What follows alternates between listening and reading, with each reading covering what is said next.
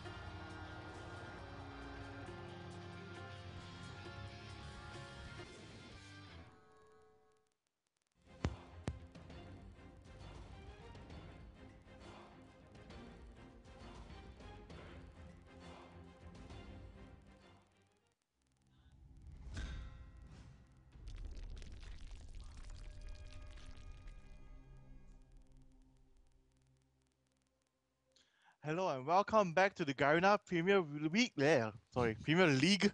Oh, don't be laughing at me. This is week 19. This will be day one, and I am your caster for the day. I am Terry Tibbers, and joining me is our special guest. We have not Not worry excited. here. No, not excited.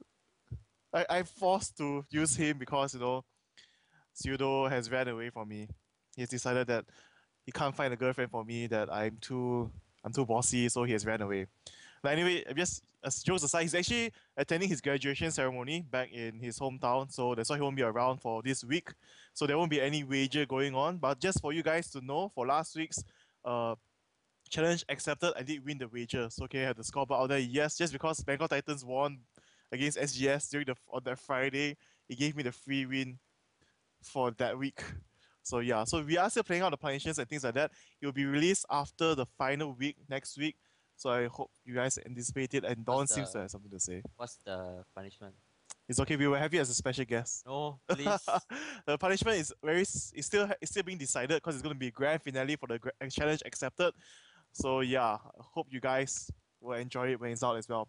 So moving on. So for those of you who don't know what is the Garena Premier League, also known as the GPL, it's actually, well, a league tournament, I suppose.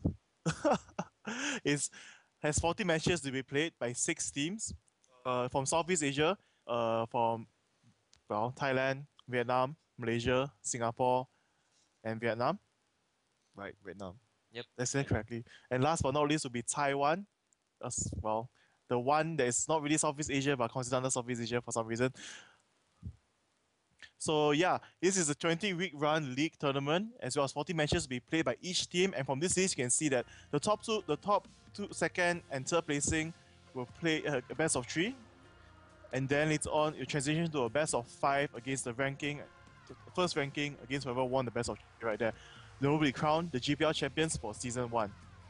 So yes, so season 1 is about to end. Do you have any words to say for our fans out there, Don? Season 1 of GPL. Yes. Look forward for season 2. Oh, not even helping me at all. Anyway, yes, there will be a season 2 next year. So there are teams from other regions confirmed, I would have to say. So it's something to look out for. Total of 10 teams for next season. So yeah. So Don does know about the teams, but we shall not review anything because it will get us. Or is it? Yeah. Okay. I told you the other day, or you have forgotten. Not important for you. I think so. You think so? Already. Anyway, so yeah. Moving on, I believe the league standing will be coming up soon. And there it is. So what do you think? Why is KLH so low? Now that you're hearing me, give me your insight. What has been happening for Kuala Lumpur Hunters? In the beginning, you guys could maintain the third placing, but when you transitioned to the middle period of the GPL, you all started falling short. Or do you think it's because our teams are improving much more, or what's happening in the team? I mean, we tried our best to keep improving throughout the whole GPL, but I think because SAJ they have a lot more exposure. They were able to screen with more teams, but we didn't really get that much time to train in that sense. So yeah. Yeah, that's it. You sound that you're not so confident in whatever you're saying. Anyway, so yes, this is the second last week of the GPL. So after this week has ended, it will become 28 matches will be played by every single team. So right now, as you can see, the top 3 placings have been confirmed to be, for now, will definitely be the Taipei Assassins, Singapore Sentinels, as well as the Saigon Jokers. And it's currently quite hard to see any changes in their standing unless somehow maybe the whole team falls 6, then KL Hunters will be able to jump in. So we should try to poison the other teams. Do you think that's my option? We play fair. We play fair. So yeah. So do you have anything to say for your fans, whoever's watching? I have fans? Yes, you have fans. Don't you know, every time you post in the forum, every time there's a marketing message, everyone asks, GPL or Raya? So long ago already. Yes, but every time someone will post that up, people still remember the GPL or Raya thing that we had for you. I have to thank BB for that. Thank BB for that. And also, just so you don't forget, the first match for today will be the Singapore Sentinels against the Saigon Jokers. And for those of you who have not been paying attention, this will be Tofu's last match before he goes for national service. So, what do you think? Who will have the better odds right now with Tofu back? I think Tofu, as everyone knows, he's one of the big factor why SGS was very, very strong last time. So to have him back at least for the last match should be an interesting one, especially against SAJ, the team who beat them in the season 2 regional for our region. Yeah. So this will be something that we are looking forward to see how well they perform. So today we will have, for Singapore side, top will definitely be Tofu. well, he won't be going anywhere else. Definitely, he's well known for that. As well as for the AP carry, this time would be Chowie, and Darkness will still be playing the support. And LY4 will be playing the AD carry, and for this time, Ikuoka and Hailing will be sitting this one out. Wait. Yeah, that mentioned. Yeah, correct. Yeah. So so this lineup is more or less going back to the original, just that the support has changed from Ikuoka to Darkness. What do you think? So far we've seen Darkness play support in all these matches like for at least 3 weeks, I believe. And he seems to be over aggressive at times. Well, in my opinion, when I've seen Leona and Zyra, he seems to try to rush in, dash in to try to get the kills or do as much damage as can possible. What do you think about that? I think judging from the previous matches, they have not been performing well. The key factors to that, we might not know why, but I guess whether they have to be more aggressive or more defensive, they just have to find that key balance between the two AD bot and the support, and as well as the team. So overall, you say right now, because of the change of structure, it's a sudden change, so they haven't really gotten back as a team together for playing this game in that sense. Yeah, when you change roles or you change players, it's gonna throw you off a little bit for your game. So maybe the synergy is not there, or just sometimes you're just not comfortable playing in the new roles that you chose. Okay. So not to forget, we also have the Saigon Jokers playing today. They were the Southeast Asia qualifiers for the World Championship Season 2, and they did us proud. They did beat Dignitas. It does. Yes. And against CLG EU, they did. Against CLG EU, they did a great job as well. So here we have the confirmed lineup for the 5 for the Saigon Jokers. Will be Nick's Water, the AP mid. As well, Archie is the AD carry, well known for his Ezreal play, even receiving praises during the Season 2 World Championships. And we have Juni, the jungler, as well as QTV at top. And Violet. Oh, sorry. They actually gave us a list correctly, but I forgot to change the role, so I announced it wrong. So it's actually Juni will be support, and Violet will be the jungler out there. Yep. My apologies. We had the correct images, just not the correct information pasted on right there. A bit of miscommunication from the other side. So, what do you think? We had heard news before this that Nick's Water was going to retire, and we got it from you guys. Actually, I remember you guys mentioning about it. After Season 2, Nick's Water might retire, and I've asked back the Vietnamese staff. They say that he's going to be staying for one more year, I believe. So, do you think that they should keep Nick's Water in the team for Saigon Jokers? Do you think he's a key main factor for them? The thing about Saigon Jokers is that every one of them, they played very well, but the thing is they played well together as a team. I mean, you can see that Juni as a support, he just roam around, help other lanes. He doesn't just stays on his lane, and everyone just play well together, and it really pushed them towards victory, especially against that Dignitas game in Season 2. Yeah, so from these two matches, from these two teams, we can see a very different playstyle, let's say. So now that Chowie and Tofu is back in the team for Singapore Sentinels, the main focus will be on both of them, as you have seen so far. Like Chowie will just hold his mid lane, and when his opportunities, he will gang other lanes. But for the jungler, mainly, sometimes you will see they focus more on top, because they know that Tofu will be able to snowball very easily, and he's very good in controlling and freezing his lane when he has the advantage. So do you think that for this time, Singapore Sentinels will transition back to that type of style, just for Tofu, so to speak? When we talked to Singapore last time, their main strategy was to let Tofu snowball, but I think having QTV to go up against Tofu, QTV, it's very hard. It's not only very hard to beat him in lane, it's very hard to get him as well. Yes. So maybe we'll see for the next game is that a lot of focus on the ganking is at the top lane. Because I did hear Tofu mention before, I'm not sure to who, he did say he doesn't really like playing against QTV, because QTV plays a very, very aggressive lane. I wouldn't say it's aggressive, it's just he knows that at what level or at what time he will win that trade. And a lot of players, this comes from experience, and a lot of players, they don't really have the time and effort to actually invest to learn all these things. I see. But then in terms of item build choice, I would say that he does favor his aggression, because he goes for Berserker Greaves as a top laner, as well as Zeal first, even though he's playing Irelia or Jax. And he wants to attack speed, get more hits down. So, what do you think? Do you think that is just more suited to his personal style, it's worked out very well, or do you think that everyone... I think it's more towards his personal styles. I mean, Berserker Greaves on Aurelia or Merc Threats both also works. So it depends on his style. If it works for him to play more aggressive, it will reward him in the end. Okay, and so for Saigon Joker's side, we have seen that they did lose to Malay Eagles, but for that loss, I mainly think it's because of their champion selection. During the champion selection, they didn't really pick up the champions that well off because among the overall crowd control they had for that match, it was really lackluster. Was it the game that picked Eve? Yes, it was the game that picked Evelyn. Yeah, overall, the gangs in the early stages were very well, but when it came to the 5v5 team fights, they didn't have enough damage, and Eve was really nerfed. Her percentage health damage didn't really build up as much. I think they tried to burst people down as fast as they can before they could do anything, but it didn't work out that well for the strategy. So what do you think they'll bring out this time? Because we know that Saigon Jokers is famous for doing lane swaps or picking weird champions in order to suit the whole team. Like, they just do it very well overall. I think, so what do you think? We'll be seeing a pretty much standard draft, I would say. It's just that I think SAJ will just try to be more aggressive, and they will control the dragon, control the buff, and in the end just push SGS from getting more farm, I guess.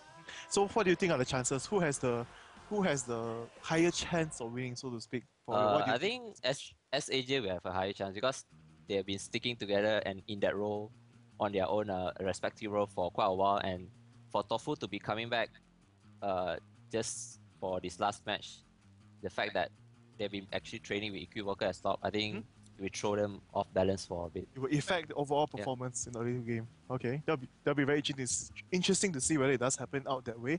So right now, let's talk about maybe favorite of the months for the champions, as we do have some time. Like, we do see right now the bans and picks are slightly changing because of the World Championship. And as well for GPL right now, it's also partially based on that, but more on personal players pick right now. So what do you think we'll see? Because now we know that Rengar in this, just to let you know, for this patch, for today, we're using the Southeast Asian server. So the patch is up to date, and Alice has been released as well and everything like that. So Rengar has been nerfed, and Ezreal doesn't have the attack speed buff anymore. All those things has been implemented.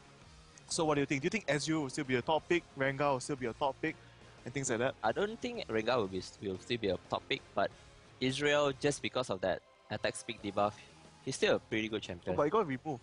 He only has the attack speed buff right now. He can't do a debuff. Oh yeah, I mean, even without the attack speed debuff, he's still a good champion. I mean, compared to the other AD carry. So because overall utility, he's much better? Yeah, because in bottom lane, you have to be a little bit more aggressive than compared to like 6 months ago meta.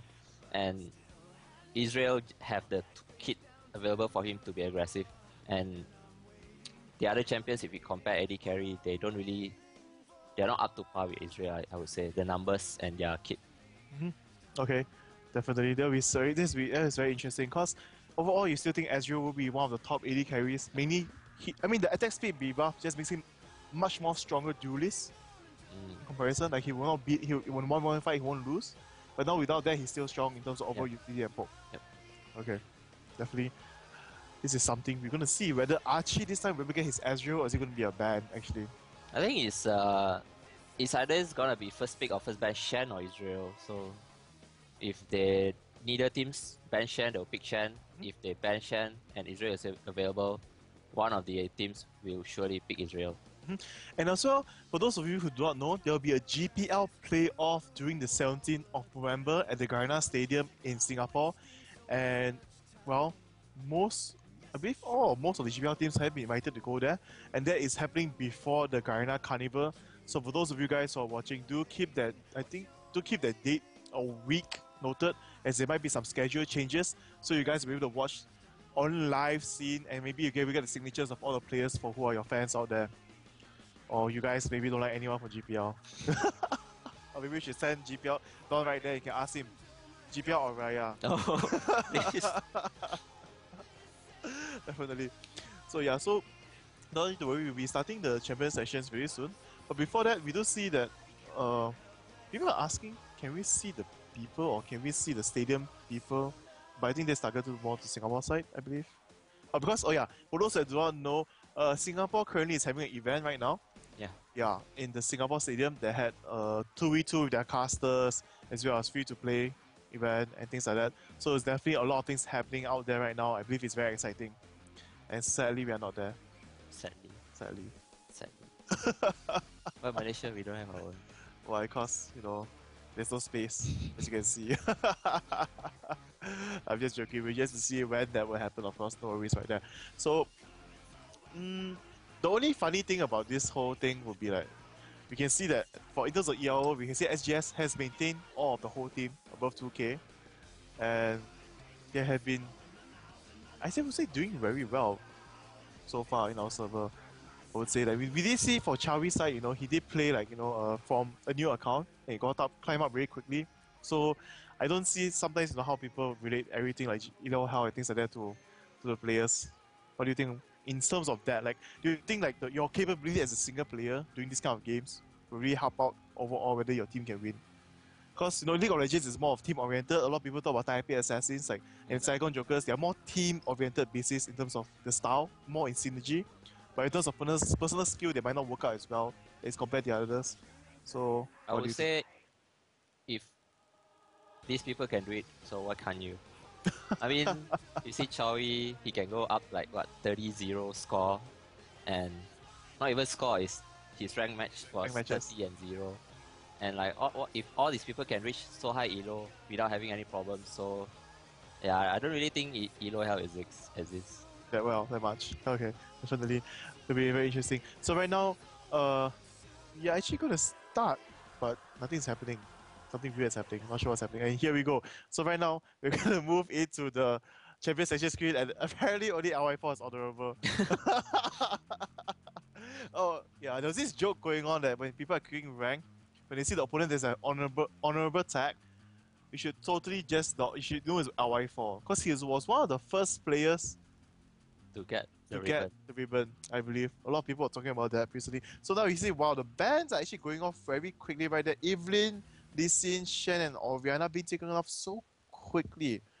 What do you think? Evelyn, is it a targeted ban, or do you think SGS just want to deal with it in general? I think it's actually both because they've seen SAJ played Eve, I guess, and Eve is just annoying to handle with. I mean, just because of that champion alone, you have to buy ping wards, you have to buy Oracle at different timing, so it can screw up all your strategy, whether you want a like 6-minute dragon or those kind of things. And we're more cautious overall because when she's missing, you don't even know where she is. The normal ward is not good enough to see her.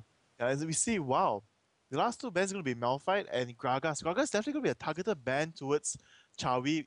I would say it's one of Chawi's most favorite champions out there. Whereas I would say underrated in our server especially, but very very strong, as shown by Chowi.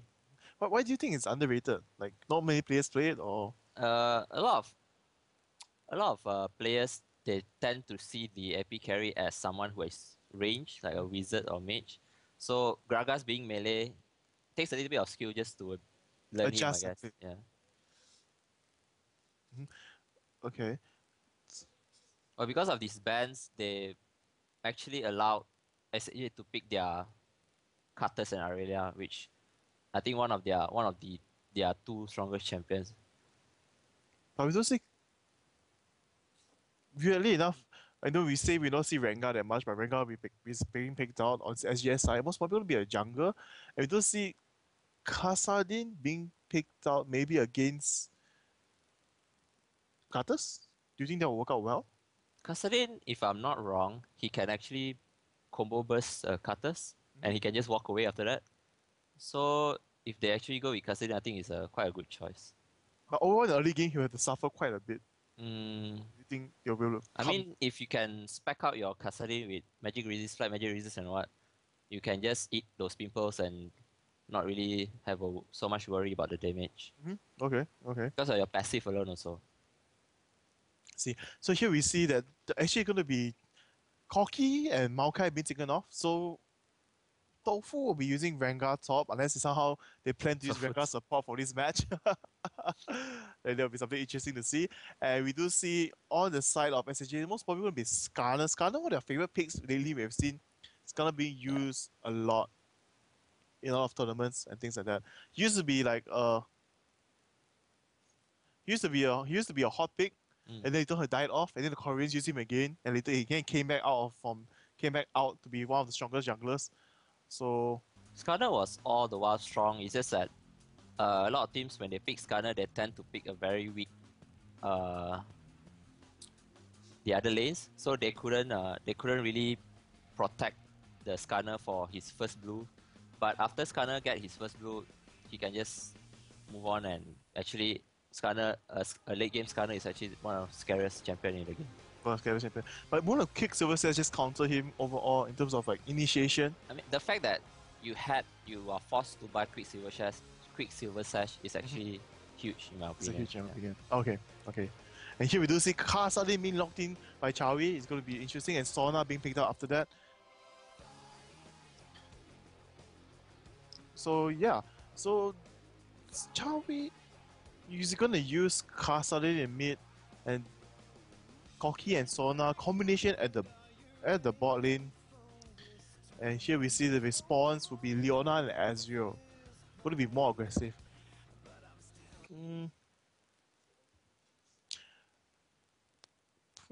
Well, what do you think? Leona and Ezreal will have to dive in onto Corki to get the kill. Because if they do dive in onto Sona, they might be able to kill her off, but Corki's burst damage overall will do a trade instead of it being a one for nothing.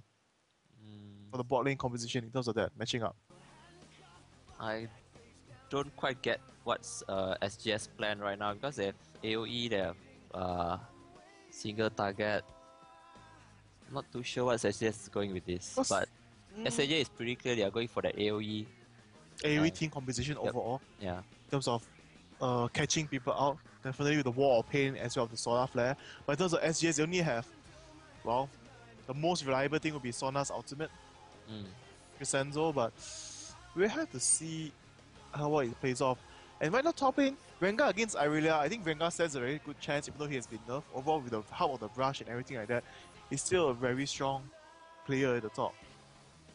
And he doesn't need mana, which is a plus, I would say. Just his cooldown on the steal. I think SGS, they are trying to pull off something new, maybe to intimidate SAJ a little bit. But as we can see, SAJ just stick to their plan, stick to their comp that they know how to play the best. And I think SAJ will have a higher chance, definitely, of winning. Okay. So right now we're going to move into the delay mode. So I guess we're going to take a look at Chowie's rune, whether it's going to be what you have said, whether it's going to be maybe health regeneration as well as more or less magic resist, which is something you need. And here it goes. No magic. 80 armor. So 9.9 magic pen, 13 armor, 50 ability power. Wait, I think I know what they're doing. They're doing a lane swap, right? I think Kasari is going top. Yeah, Rengar going mid. Bruiser mid. You think? Bruiser mid actually? Mid, yeah. There's actually some rumors I've been hearing about this new meta about Bruiser mid. Oh, is it? Yeah, I think they're going to do it right now.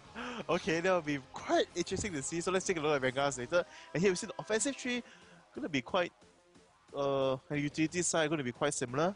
But instead of going for Havoc, instead putting the extra points into Brute Force as well as Mental Force, we just want to max out his overall ability power in the early stages to put out the pressure, maybe almost probably onto Irelia. So let's just take a look onto Tofu Boy as well. Maybe he has more magic resist and armor since he is going into the mid lane. And nope, it's going to be the standard 15 physical damage, 13 armor and 12 magic resist. And for the Mastery side, it's going to be 9, 21. But mostly we have seen Rengar's actually taken arcane knowledge as well as the sorcery instead of taking weapon expertise. So I believe he is going to max his first ability. Yeah, before this, a lot of Rengars they max their shout. But right now, after the shout has been nerfed, a lot of Rengars they've been maxing out their Q. I think they did buff the Q a little bit more. No, they actually brought it down. They made because the 5 stacks Q was too strong. So they nerfed that damage from there, as well as they actually before that the nerf was they made it that not all on all stages it was at 6 seconds, but it starts on 9, then 8.5, 7, so it transferring down to 6. Yeah. So interesting things we have prepared for us today. So for Saigon Joker side, everything seems to be more stable, but let's just take a look at Leona's runes. Leona is one of those a lot of people would say a tankier support where you don't really need to go for the GP10. Because you can actually make it become a kill lane, you get more money from the assist. But here we do see it's going to be 3 gold per 10 and 21 armor. The marks also putting much armor, so definitely going to be very strong and diving in as much as possible, I believe, during the laning phase, as well as the magic flat, magic resist. And Masteries, yes, going to be more tanky, not going to take the cooldowns Instead, going to go for 16-14, just taking the extra GP10, the extra gold, initiator. Wow, actually getting the movement speed. I think out Junie there. is actually planning to Roam? roam around a little bit. It's what he's been doing that quite a lot recently. Yeah, it's Leona. They pressure the lane very hard, and then it seems like he's starting the brush, and suddenly he's in the mid lane already, prepared to grind up. So, wow, this is quite interesting lineup we have for us today, I believe. So, we're just going to see how well this plays off. I mean, overall, in the team fight potential, it really does seem like Saigon Jokers will have the upper hand. But in terms of maybe mobility jumping around, if Kasalin and Rengar's ultimate as well as Maka is buying, they might be hoping to maybe catch someone off very quickly and just take them off instantly. Because silence does stop people from flashing away. So I believe that would be one of the main reasons, well, I suppose, they have that Kasalin right there. And I really hope Tofu is going mid. yeah, I do hope that. I do hope for that as well. There'll be something very interesting we're going to be able to see as well as enjoy. Since you say there's this new meta out there, the Bruiser mid AP top. I mean, I did try AP top before, but a lot of AP top can't really handle the top lane that well. Yeah, they must really have a good skill of CCs, a combination right there in order for them to be able to just hold their own, definitely. So nothing much to mention about that, I believe. I'm just very interested to see how this is going to play off. Seriously, this is something I haven't really seen. Ale did not using the new Maokai skin. He's not happy enough. He doesn't want to be so sad. I mean, sorry, he doesn't want to be so sad. You know, throwing tombstones. Instead, he's going to use Festus Maokai. He's going to throw gifts. You know, this is like reverse psychology. I give you gifts so you should come towards me. I'm going to buy and kill you right there instead of just sending out tombstones. Sampling. So yeah, so we're gonna move into the game very quickly, and wow, let us begin. This is going to be interesting as you're going to see. Oh well, never mind. The game has been paused. Apparently, there's going to be some errors right there instantly. Vietnam is experiencing some connectivity issues because they have some problems with the overall international internet service provider. So we need to give them some time, you know, to check and fix that back up. Definitely won't be any problems at all. So Don, you played support before for a short period of time, so to speak, because the team needed you to do.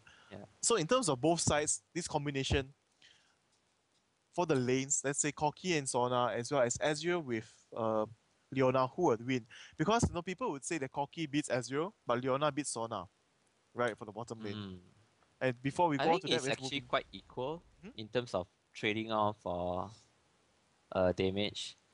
It's just who actually initiates first, I guess. Who actually initiates first? Because one thing about bottom lane is that if you are able to initiate first, it means that the enemy jungle is not around. So means you can do whatever you want. And in that sense, most of the time you will win that trade or even get a kill out of it. Okay. Actually, I would like to mention Junie actually has a very weird style of starting out as a support. Normally you would see boots and 2 wards, but here he has 5 wards and 2 pots right there.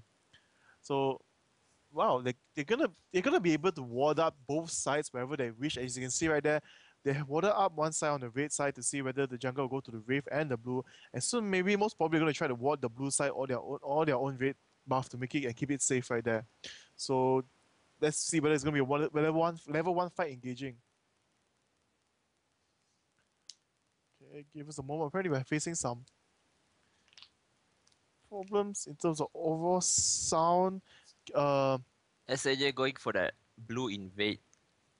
Maokai, QTV being very aggressive, flashing and stunning the Maokai, and they didn't really manage to get that kill because SAJ the other members wasn't close enough.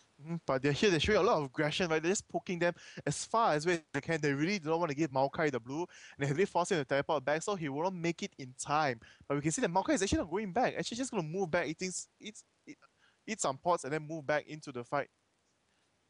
Right now, whoa. Yeah, both teams really wants this blue. The longer you delay the taking deny Maokai from his blue, he will actually be more behind because he start with his sapling, and sapling as a level 1 It consumes a lot of mana overall. And here we see another fight going on right here. Archie diving in, Judy jumping in once again. Gonna be caught off. There goes the first blood. I believe he will go down first, and there he goes. Corky does take the first blood, and Biner going down very low as well, flashing out. Not fast enough. And here we see Carter taking on Sona. And here QTV might be able to take down Tofu Boy. No, but Carter does get the kill. It's a double kill for him. And here, wow, actually going in the favor of. Oh, never mind. It's actually going to the favor of SGS right there because this water is ran out of mana and he is forced to go back right there. It's actually a 4 for 3 trade. If Carters didn't have enough mana, I believe he would say he would continue fighting and totally dish out damage. But here, everyone has been pushed back quite a bit for both junglers who are blue reliant, but only the mid lanes are actually back into the lane. So that was a very exciting fight right there. But do give me a moment. I need to fix. We have a technical problem, so we will be switching the image back to us for a while, and Don will still give you a commentary while I try to fix the problem. Yeah, so Carter's actually managed to get 3 kills out of it. So the next time he recall, I think he'll have enough strength for a Roar of Ages, or maybe a Catalyst and the Spell Vamp, Magic Pen boots. Sorcerer's boots. Yeah, Sorcerer's boots. So Tofu didn't go mid, I guess. Thought they would pull off that bruiser mid. But I mean, even without magic resist runes, Kassadin have his passive alone to negate some of the Carter's Q. Let me check. What's his Q name? Layways. Layways. Don, he has been watching 3 games but not trying to drop any skills. What skill does, but trying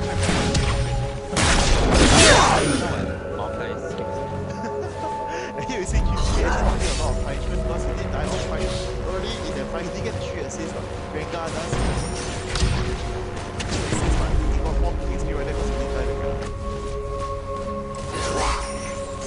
Oh, sorry. Yes, give me a moment. Sorry, some minor issues, and there it should be fixed right now. Apparently our cable was a bit loose and now it was a bit too loud. I apologize to all the years, everyone out there. Hopefully you guys not die in the process. But right now I believe it's fixed. And we should know the results in about 10 seconds. I would have to say. So also do continue while I try to fix this. Alright. Tofu actually getting caught out of here by Skarner and Aria, having no flash. I'm not too sure how will he be able to run. Oh, I guess he did able to run from Skarner. Just staying out, just staying in the placement right there. So we have fixed the sound problem. So can we please move back? Can we just move back into the game so everyone can watch it? And here we are. A lot of trades are going off in the list, but you can see overall gold advantage in the side of Singapore Sentinels as they did manage to get, well, a few more assists on the overall goal. So yeah, so here we see Nick's Water already hitting back in the mana as no Carters with his abilities right there. Very easy to heal back the mana as long as you don't overspend too much. And here we see a gang going to happen right there. But almost going to be able to land the slow, and yes he does. Not sure what's happening. Hit wow, this water is flashing to get the kill right there. Ignite does go down this water. He might fall, but no, it's not going to be enough because this is a low level Ignite right there. Very well played by Chavi, almost getting the kill actually, even though he was being chased by 2 other champions right there. Wow, fantastic play. Nice play by Nyx. Good play by Nyx. I mean, good play by Nyx as well. I mean, both sides definitely, they did a good job. Yeah. And here we see at the board just trading it off. Corky and Sona seemingly have the advantage you see right now. As we did mention, Hallelujah will focus a bit more on the top. He has completed his double buffs. He is at level 4 and he has to come back to base to heal up. And he's just waiting for Ariel to come back and he's going to land a total gang onto him. But they know that his flash is up, both sides flashes are up as he did use it earlier. So they do have a timer for it. Here we see Ariel charging into the point to run right into the Malphite's ground smash, arcane smash right there. Here's the flash line happening. Star goes off, wow, very good, but it might not be enough, and he will fall right here by Rengar, and there goes 1 kill for Rengar right there. They really wanted the kill. It's classic SGS. Hale will just camp for like 5 minutes just to secure a kill for Tofu. And then you just have to top snowball really hard because the top lane you're really just alone when it happens. So there's nothing much you can do unless the jungle comes and help you. Because I have experienced a lot of games where the opponent jungle is just camp right there. It's 2 minutes, they get the kill, they just go back to jungle. Another they'll camp, they walk back. After getting the buffs, they just camp the top again. This ensures shutting down the top lane is the most important for them. And right now, Arela with no flash is having the Maokai ganking capability and as well as custody the roaming. Arela is very vulnerable right now. Yes. Especially early game, Arela is rather squishy. Here we see Violet actually going to be very aggressive, going to get our white right here. And I believe actually haven't really used his Valkyrie to move away, but Violet unable to actually get a kill. Oh, but actually bring him low enough for Hunter's and he actually... He healed. Oh, he healed. Oh, yes, he does have his summoner here right there. I was like wondering how did he have so much time. And here we see Chawi down bottom to the gang. And here we see Fury by 4 here with the exhaust onto him. But nope, he uses his flash and gets away safe right there. But a lot of summoner spells has been used in terms of that. I'm not too sure who is baiting who. I mean, Skarner tried to cross the Corki low enough for Hunter. But Corki with the heal was still available and he used. I mean, if you have that heal, why do you have to burn it at that time as a moment when you can just save it for the next team fight? So I'm not too sure who is baiting who right there. Right there. Maybe in terms of using up the summoner spells. I don't know, maybe we'll see a dragon fight for the next 3 minutes by SGS. Once the Cutter's ulti is down, it's like one of the important ultimates in the game that sort of leaves you in a bit of disadvantage. Not a bit actually, quite a lot. Yeah. I mean, Cutter's ultimate is the one of most important factors in overall team fights when it reaches the late game. In the early game, it's just for Cutters to get easy kills, in order to farm up the extra burst at the end. But yeah, so he's going to see how well that plays off for inside of Singapore Centers, as Cutters is at 4-0 right there. 4 kills and no deaths. Really, really fat, as well as more CS than Chawi in the lane. Here you see QTP, you know, 1 level behind, but doing a very good job holding his own. And here we see the stun going on, and Tofu getting hit by the towers, but it doesn't matter because Vanguard sustains CS right there. He just heal up the damage as well as the armor. And here we see, wow, everywhere a fight going on. Here we see Tofu Boy being pulled in, he does use the invisible right there. He might die from this, and here we see Middle also a fight going on. He also might be able to kill Chubby, but no, it's not going to be enough. He jumps in and flashes out instantly up there, and the leeway is going to be far enough. And here we see the top right here, Tofu Boy being chased to the ends of the earth by both Violet as well as QTV moving into position as well. Mawakai is there as well. And yeah, so I would say the engagement at bottom works for SGS's favor. If otherwise, the Cutters would have just ulted away right there and could have gotten a double kill. Double kill.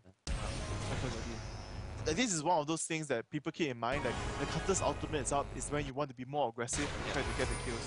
Because you know that after you kill him, you'll be able to survive, you have a flash up to watch everything else. So yeah, very well played there by Singapore Sentinels, I want to say.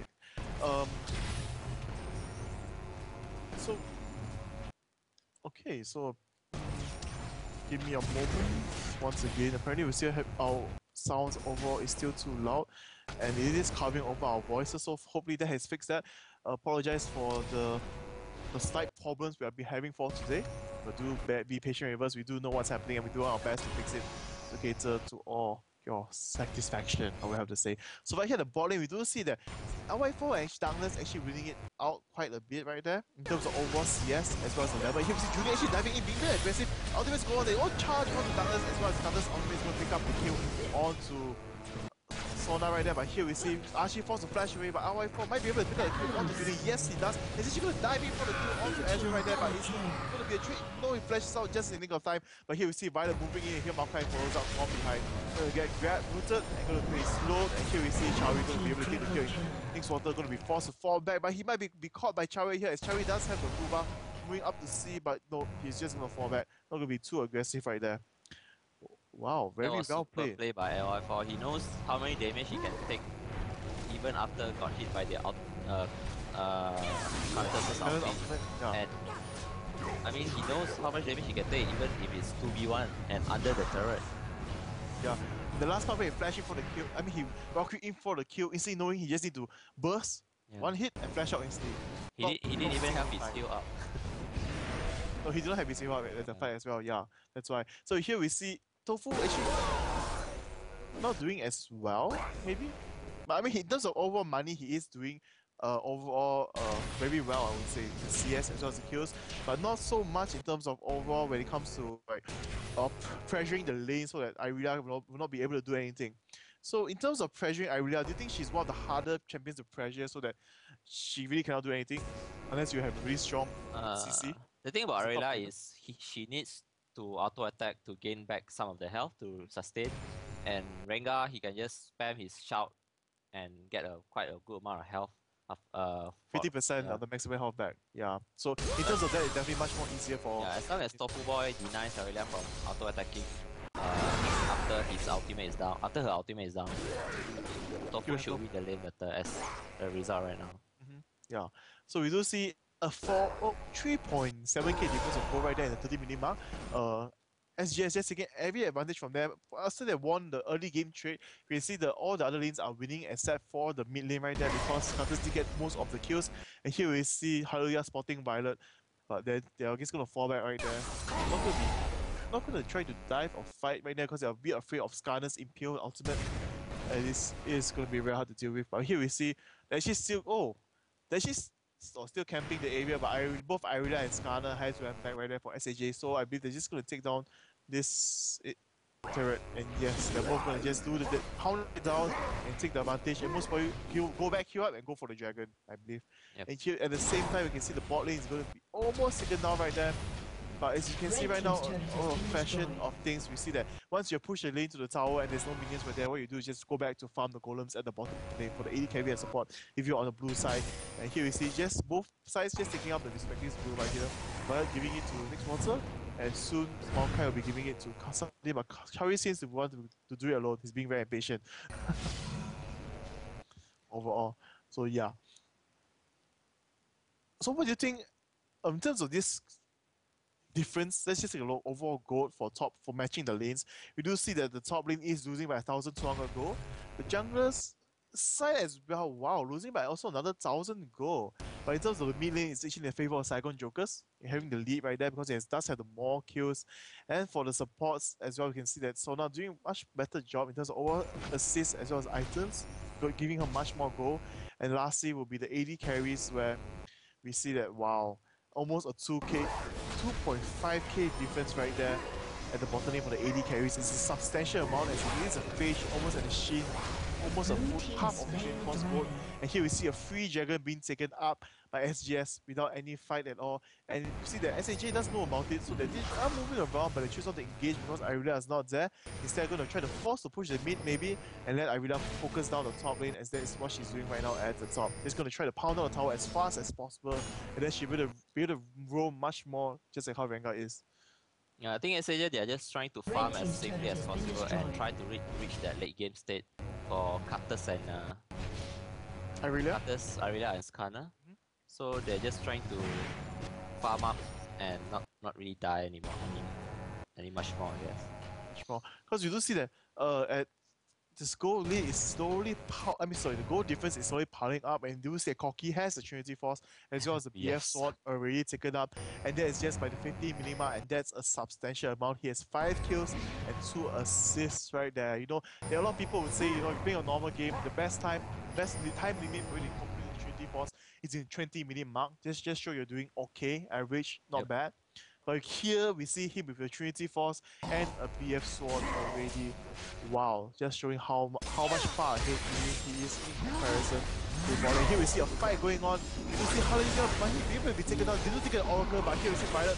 Oracle might be taken out as well. No, he rushes away, and Overboard is exhausted right now. This is charging in to try to push Rengar away, but no, he'll be burst down instead with Chawi and Overboard taking him down, as there's nothing much he can do. And here he uses ultimate. Not sure why. Maybe trying to force them not to dive the tower right now. Maybe give QTP a chance to kill him. But no, QTP is not going to go in because he cannot see where Chawi is right there. So, do you think that ultimate was prop just to do some damage? Or to stop Chawi from I think it was that the engage SAJ actually came from never mind. Then man, you see an ultimate going on there onto Archie, and as well, Kasi going to chase out over the wall. A good arcane shave right there, but no, it's not going to be enough against the custody right there, and custody does catch up and lands the kill. But overall, a lot of things happening in the map, but we do see that SGS does has the overall advantage over it as well. I mean, Maokai did lose his Oracle, and Skarner did get to keep his, but overall, it's not going to be enough. It's going to be behind. You see the mobility right there. We see Chawi jumping over the wall, trying to slow down Skarner, and here we see instantly RY4 response Valkyrie over here to slow here. Here we see the slow coming down from Chawi, and Violet not going to be getting out of this. And there goes the Oracle as well, being taken out. And the mid lane most probably being taken out. And here we see SGS showing a very strong showing that with Tofu, they are really a very different team overall. Yeah, like, this is actually a very different playstyle coming from SGS. SGS usually they look for that team fight because their team comp is always that team fight oriented draft. But you can see in this game they catch the SAJ players one by one, and SAJ doesn't have any response to that.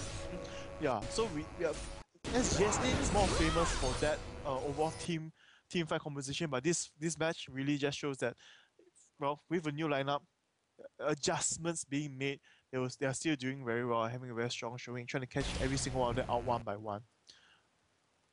So the goal difference almost going to fall to 10k at the 20-minute mark. I believe it will fall to 10k because I believe that SGS might be like a tower in this 1 minute, but no, they're just gonna poke around right there. You can see right there, Chawi just dishing out the pain with his overall spells, and he does have a Roar of Ages as well soon to complete his Ateen's Unholy Grail right there. But Nixwater's not that far behind. He does have his Roar of Ages as well as the Lizzie Raj Rod ready as well. But we do see that, wow, one weird item being picked up by Sona right there, being very rarely not going to die. He actually gets an elixir of fortitude.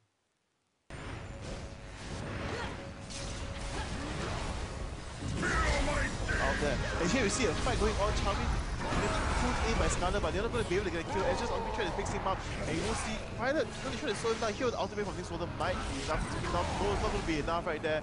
And this fight is actually slowly going in favor of SGS, and here comes LA4 from the back. He's going to slowly poke and check out the health of SAJ. And here by this 20-minute mark, they will take down this tower. And here we see, wow, Tofu being so aggressive, jumping in, poking his ultimate right there, and getting the kill from the Sunfire Flow. Maybe.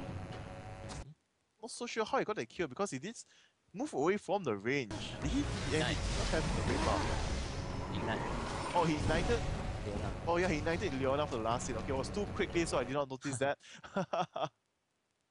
So yeah. So here we see SGS once again, just slowly poking, chipping every single member here, waiting to force a fight. Not really a fight, but trying to gank the opponent. And here we see Violet might be the one getting caught instead of Azure, as Violet will be seeing, meeting there. Here we see Chawi instantly jumping in right there, throwing the silence off, just bursting. Wow, Violet down here, they're straight away moving on to QTV and Archie. Archie trying to jump away, QTV poking his ultimate to do some damage as much as he can. And Chawi just going to jump onto Archie. Here he gets the kill right there, and Chawi with only 3 kills and 7 assists, and wow, very very strong overall, doing in almost there for for half of the kills on the team, I would say. Well, in the beginning he got the half, and now for now when it comes to roaming phase, he didn't reach the mid game phase. He already started roaming about 15 minutes, about 12 minutes, and wow, LY4 already godlike in this match as well. 7 kills, 0 deaths still, and with 3 assists. Wow, and let's just take a look in this trend. But the 21-minute mark, you have almost stronger CS for both Rengar and Koki, and the goal is at 9,200 for him. He does have 1,700 in hand. He might opt to instantly complete an Infinity Age instead of Bloodthirster, because that does give him a better overall damage output in terms of normal auto attacking. Yeah. So we shall see what are the decisions being made. And here we can see, wow, the Dragon just going into the hands of Singapore Centers, uncontested once again, as the SAJ knows they're unable to do anything in that fight. As you can see, QTV so far behind with just Phage, Berserker Griefs, and nothing much. But we can see that on the side of Singapore Centers for top lane Tofu Boy with the Sunfire Cape and the Phage, we're going to complete a Trinity Force right there, as he has the Amplifying Tome ready. And Maokai being able to complete his Aegis, and now moving on to the Chainmask, most probably going to be Glacier Shroud. And wow, so overall, everywhere, every single member of Singapore Centers is actually very rich. And right now you can see by the aggressive warding right there, as they know that Saigon Jokers is not going to use their money to buy a Oracle yet, as they don't have the enough amount of money, as they need to complete some of the items. And one mistake a lot of players make is that, the opponent has an Oracle, you need to respond to Oracle directly, but here let's just see Chawi getting caught, Chawi catching onto Archie, but Judy stays in the solar flare and has to move away. Right there. And talking about, one thing to note is that this patch is actually the patch where they, I would say, nerf Skarner's ultimate, so that so you can't really pull and impale anyone who ran out of your range anymore. And the animation, usually if you cast, but when Kassadin tried to teleport away, you can still pull him away. Pull him away, and he would jump away, use the skill, and you get the advantage from that. You move him back. But now you can't. So even Violet knows that it's quite a waste of time to even try to do that. Yeah. And here we see SGS having the heavy, much heavy advantage, but as they know that maybe in a 5v5 fight, they might not be able to win straight out overall. I think that's why they're trying to catch. They're still trying to catch Saigon Jokers member one by one instead of just focusing and push the lane. Maybe they're gonna move into the barrier. If you see Maokai walking in, maybe. Nope. And we do see a ping for Saigon Jokers there onto the Baron. They think that SGS is completing it, but nope. They do spot them, see them right now. They're appearing into the mid lane. Maokai is actually just clearing the top. And with the wards, they do see Leona's out right there and gonna try to catch onto her, but no, they're gonna have to fall back from there. So, SAJ, they really need to farm, but the problem is right now they are sharing jungle creeps, they're sharing lane creeps. They're not even getting any money at all. And even Israel at 24 minutes in the game couldn't even finish his Triforce yet. And like, it's more like they have no choice but to share farm because they can't be separated right now at this point. Because Rengar will be able to catch, if Rengar catches any of them one person alone, he'll be able to do a lot of damage, maybe get the kill, burst them down. For Kassadin, it's the same thing. Here we see the silence and the slow coming from Kassadin, taking down, chipping down quarter life from Junie right there.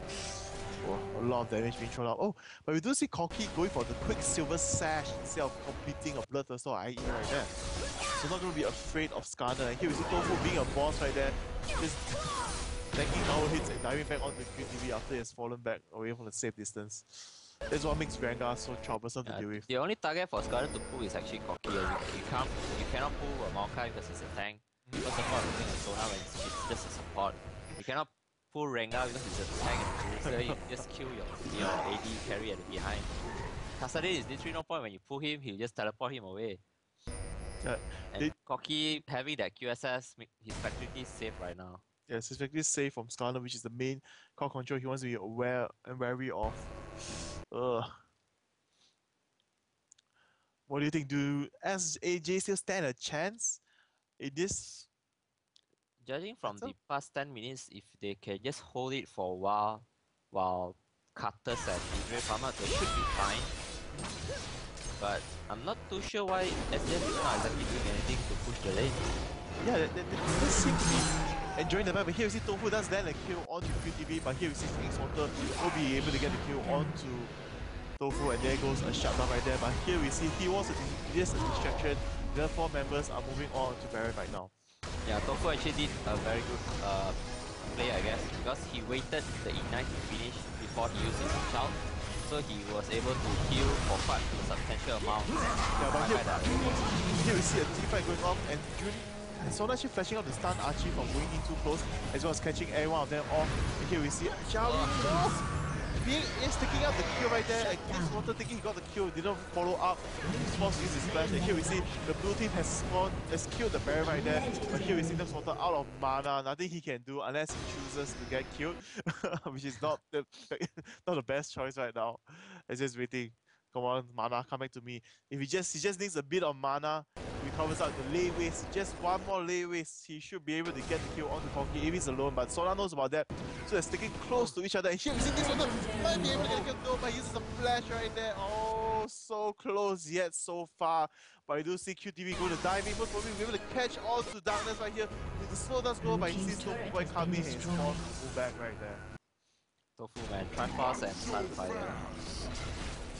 so much damage. So much damage. You can see QTV just with 24 still going to be go on the full aggression onto Tofu right there. Here's Irelia, the blades. King or Blade, I'd like to say, but definitely not. But here we see they're just gonna fight it off, not gonna be afraid right there. Q3 just trying to slide. So being so aggressive right there. Brian almost been taken on, but then when they saw Ezreal come in to the fight, they immediately move out. They don't want the trade to go off. They do not want to throw off the so much under level right now. He can't even finish his Aegis. 30 minutes in the game. And that's a very bad sign for a jungler, very, very bad sign. Yeah. He finally finished his Aegis at least.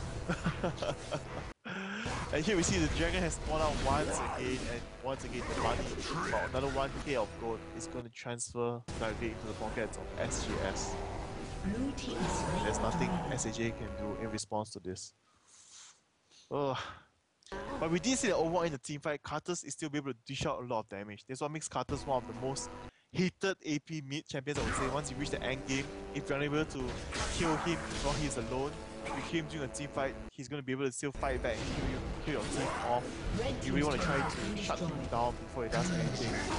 But when he reaches the late game, it's quite impossible to stop anyone from farming. Even just by a bit, the AP stacking up, it's a lot of damage to Karthus. And here we see SGS finally gonna push in with the ulti ready up. And Hallelujah just taking the tower hit right there as he does have his trigger half, diving in onto the kill, onto Judy right there. And here we see the mobile moving, the Crescendo coming out, starting to move right there. Jumps out in the nick of time, trying to survive this, but constantly going down to the corner right there. And this water will take the kill onto Rengar as well. And here we see Ezreal going most for him. Oh!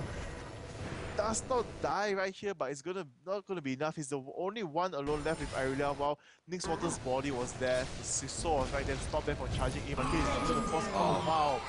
The last hit auto attack taking down Ezreal. That chunk of damage right there from the Infinity Age. Nothing much SAG can do in response. And I wonder what's Corki building from that pickaxe. Second pickaxe. Oh, Last Whispers. You'll be hiding in the jungle too. I thought he's gonna buy more Mortillers or something. More Mortillers now. Definitely gonna be the Last Whispers, as overall they end building up, slowly build up into tanky items. Irelia are gonna complete the GA soon. And finally, Skarner able to complete Ages of Legions. But you can see the main difference right there is basically because I think Maokai got the earlier GP5s, as well as he did have more assists, getting the extra money from the Dragon, even though they are the same CS, and the assist difference is not that large, but it's just that all those small things piling up, the Baron money, the Dragon money, is just the main difference that's happening for him, for both sides. You can see that both junglers do not stay that long in the jungle, just trying to gank as much as possible, and Maokai being the one to come off of it much more. Yeah.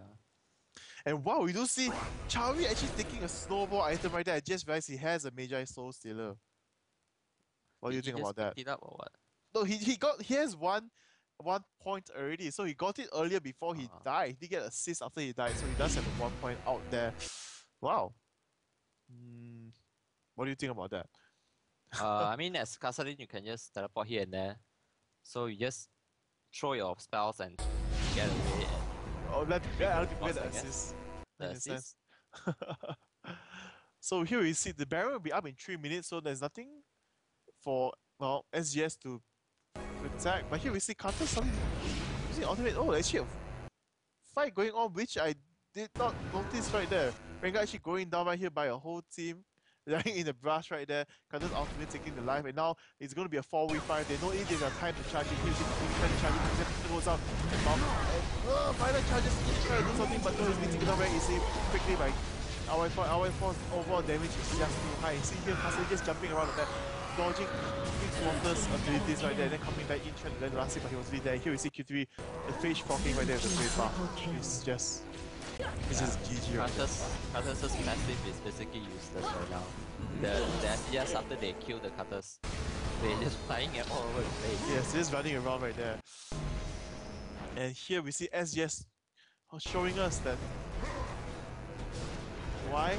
Yes, they are in second place over SAJ in the GPL, as well with the return of Tofu, as well as a new line, something different overall. I would say, like, in strategy change, they're still a very strong team.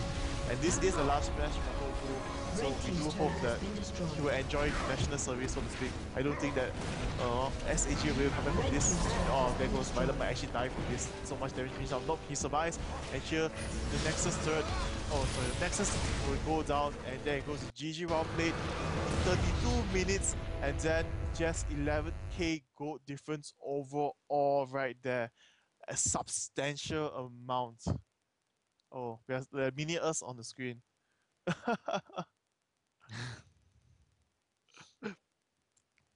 So look, I have a door for sure. Me, don't worry about that. Just some well, technical side problems being fixed. And here, let's take a look at the score stream before I move on. Just to look at the difference, which will be V2 to be changed into for the preview. And yes, here we go. Oops, not the correct thing being shown, but it's fine. We very quickly verify. Can you get V2? Yes, and here it is. And here we go. Launching in, here we see that overall the difference right there is just so much. With Corky, the AD carry, just look at him. 15 kills, 0 deaths, and 5 assists. 16k gold.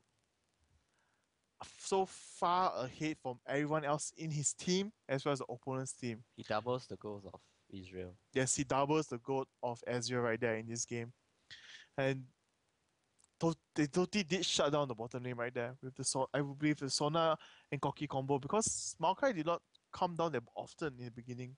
Yeah, even Skarner, I don't think he actually were able to do anything. Yeah, he did try to gang bottom, but was unsuccessful most of the time. Yeah. Yeah. This game very well played by Singapore Sentinels. And well, we will miss you, Tofu Boy. We will see you in the coming months. Months? Well, I mean, after he just finish, took 2 years or something. it's 2 years, but like they have a break in between, I believe.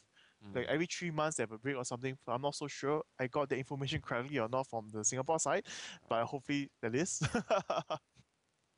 So yes, so this game was very well played. So just like a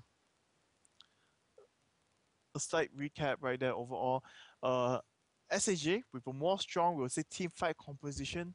While for the side of Singapore Students, more on picking champions off with the mobility wise, and the early advantage is really what they needed, and they did get it. And instead, and it snowballed from there, and they crushed Saigon Joker from there. Yeah, SGS did not allow SAJ to actually fight in a proper team fight. They're just jumping all over the place, picking up SAJ players one by one, and in the end, they're just too fat to fight them against. Against them, yeah. So definitely going to be exciting. And the next match we have will be KLH, a TPA against KLH. It's going to be a very exciting match. But before that, we're going to move into a short commercial break. So do stay tuned, and we will be right back.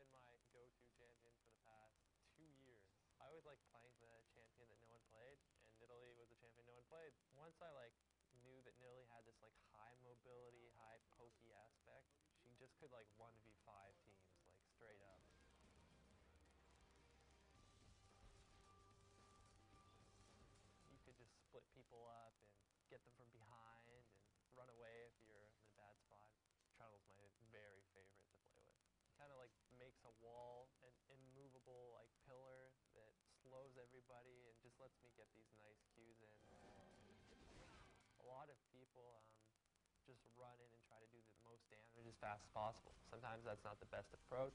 The best approach is to let people die straight up so that you can come in and you can clean up after. Instinct guides my steps.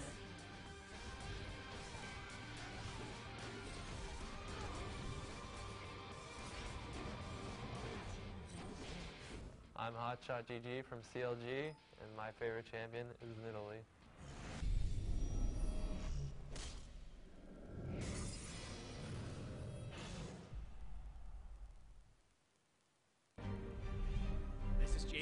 With the IGN Pro League top 5 plays for the Season 2 World Championship. Starting at number 5 is Rapid Stars Karthus in Game 1 of the World Finals. this though. TPA would want to. They might try for an engage here.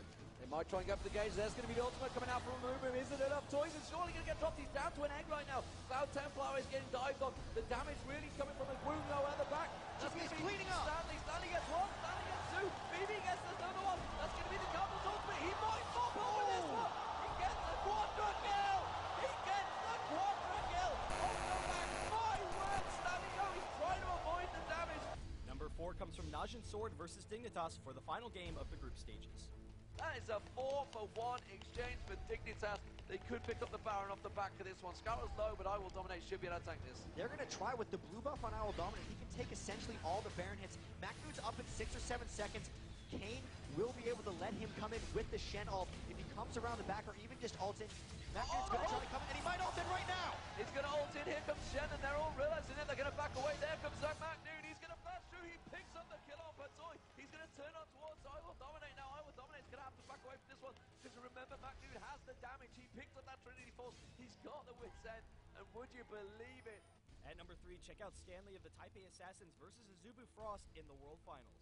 Down bottom. There's the crescendo. Crescendo goes across. They actually cleansed it off there, BB. That's going to be the Carthus ultimate. Will it be enough to take down BB? Yes, it will. Mistake might follow. Wound's going to get dived on there.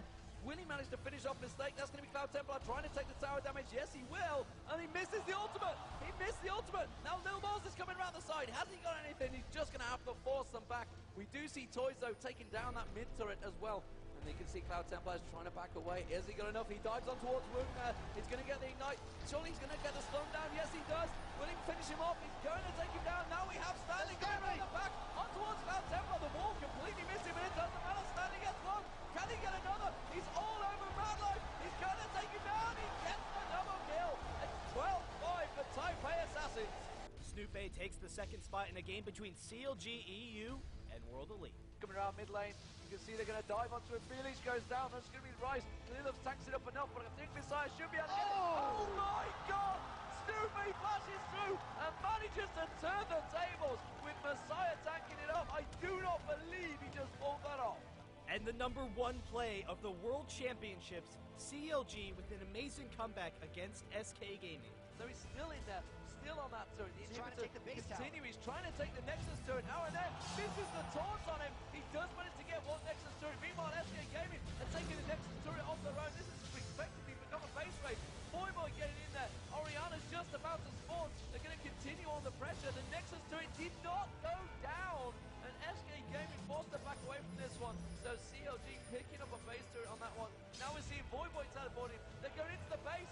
CLG are pushing into the base. Boy gone for the final Nexus turret. They're going to try and catch on towards Aranea. Have they got the damage? Boy teleporting in. The second teleport comes in. Big penalty. Oriana ultimate. The Nexus is exposed. The double lift is going to take the Nexus down. No, Kevin gets in there. Absolutely obliterates it. The Boy grabs the back. And he's won it. I do not believe the game. What an absolute epic finish. Thanks for watching, and a big congratulations to the Taipei Assassins for winning the Season 2 World Championship.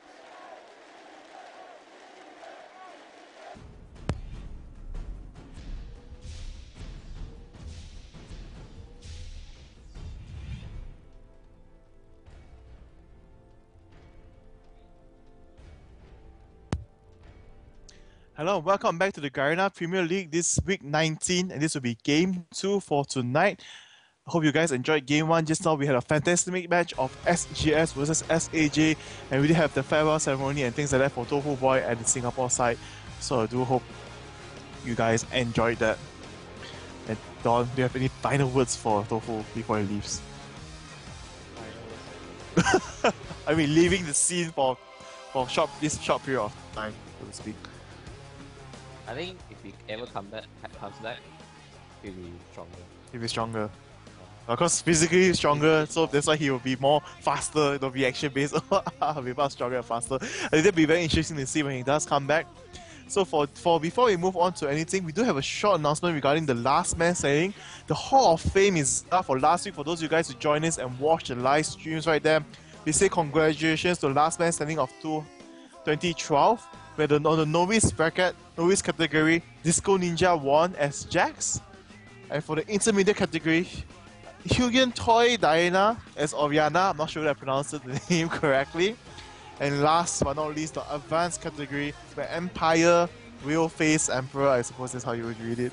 It's a wheel face, you know how they do like SGS right there. So yeah. So yeah, this is going to be very, very exciting to see. I mean, for those of you who didn't watch it, go look through the forums, and you'll be able to look through the final matches. They're all quite exciting, and they were all a best of 3. So I hope you guys will enjoy looking back through all these things. So yeah, moving on to the game of the second. Oh, sorry, tongue tie right there. For the second game of today, we have the Taipei Assassins against the Kuala Lumpur Hunters. So right now we do have a hunter beside us. We have KLH Don Movie, who's my co-caster for today. What are your thoughts on this match? What are the chances? I don't know. This is the first match to go up, KLH to go up against TPA after they won the Season 2 World Championship, okay, right? No? This is the second? I think it's the second time already. I believe the second time. I believe this is the second time. Yeah. Alright.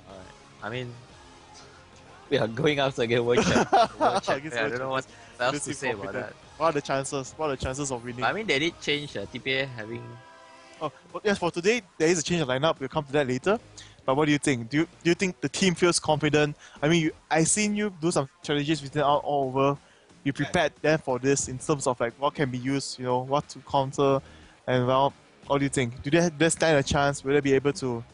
The chances, I would say, is always there. It's just that sometimes we messed up in team fights and what, and that's where a lot of these teams who play very consistently, they take advantage of that, and a lot of teams they cannot come back from it. So you're saying that right now KLH is more inconsistent overall?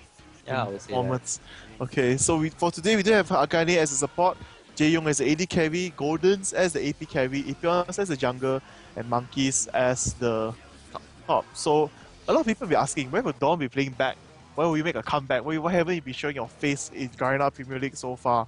So like, why? What would you like to explain it yourself since you're on stage on the air with me right now to all your fans out there who are watching? Because we have 6 players, so you only need 5 players. Of course, definitely. But like, I mean, Ipions has been taking the limelight more. He's been playing most of the matches for quite some time. I believe about 2 months right now, almost.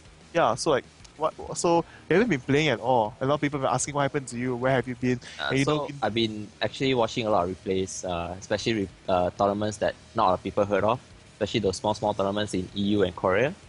So we try a lot of strategies, try to copy certain strategies, but some strategies you just couldn't adapt.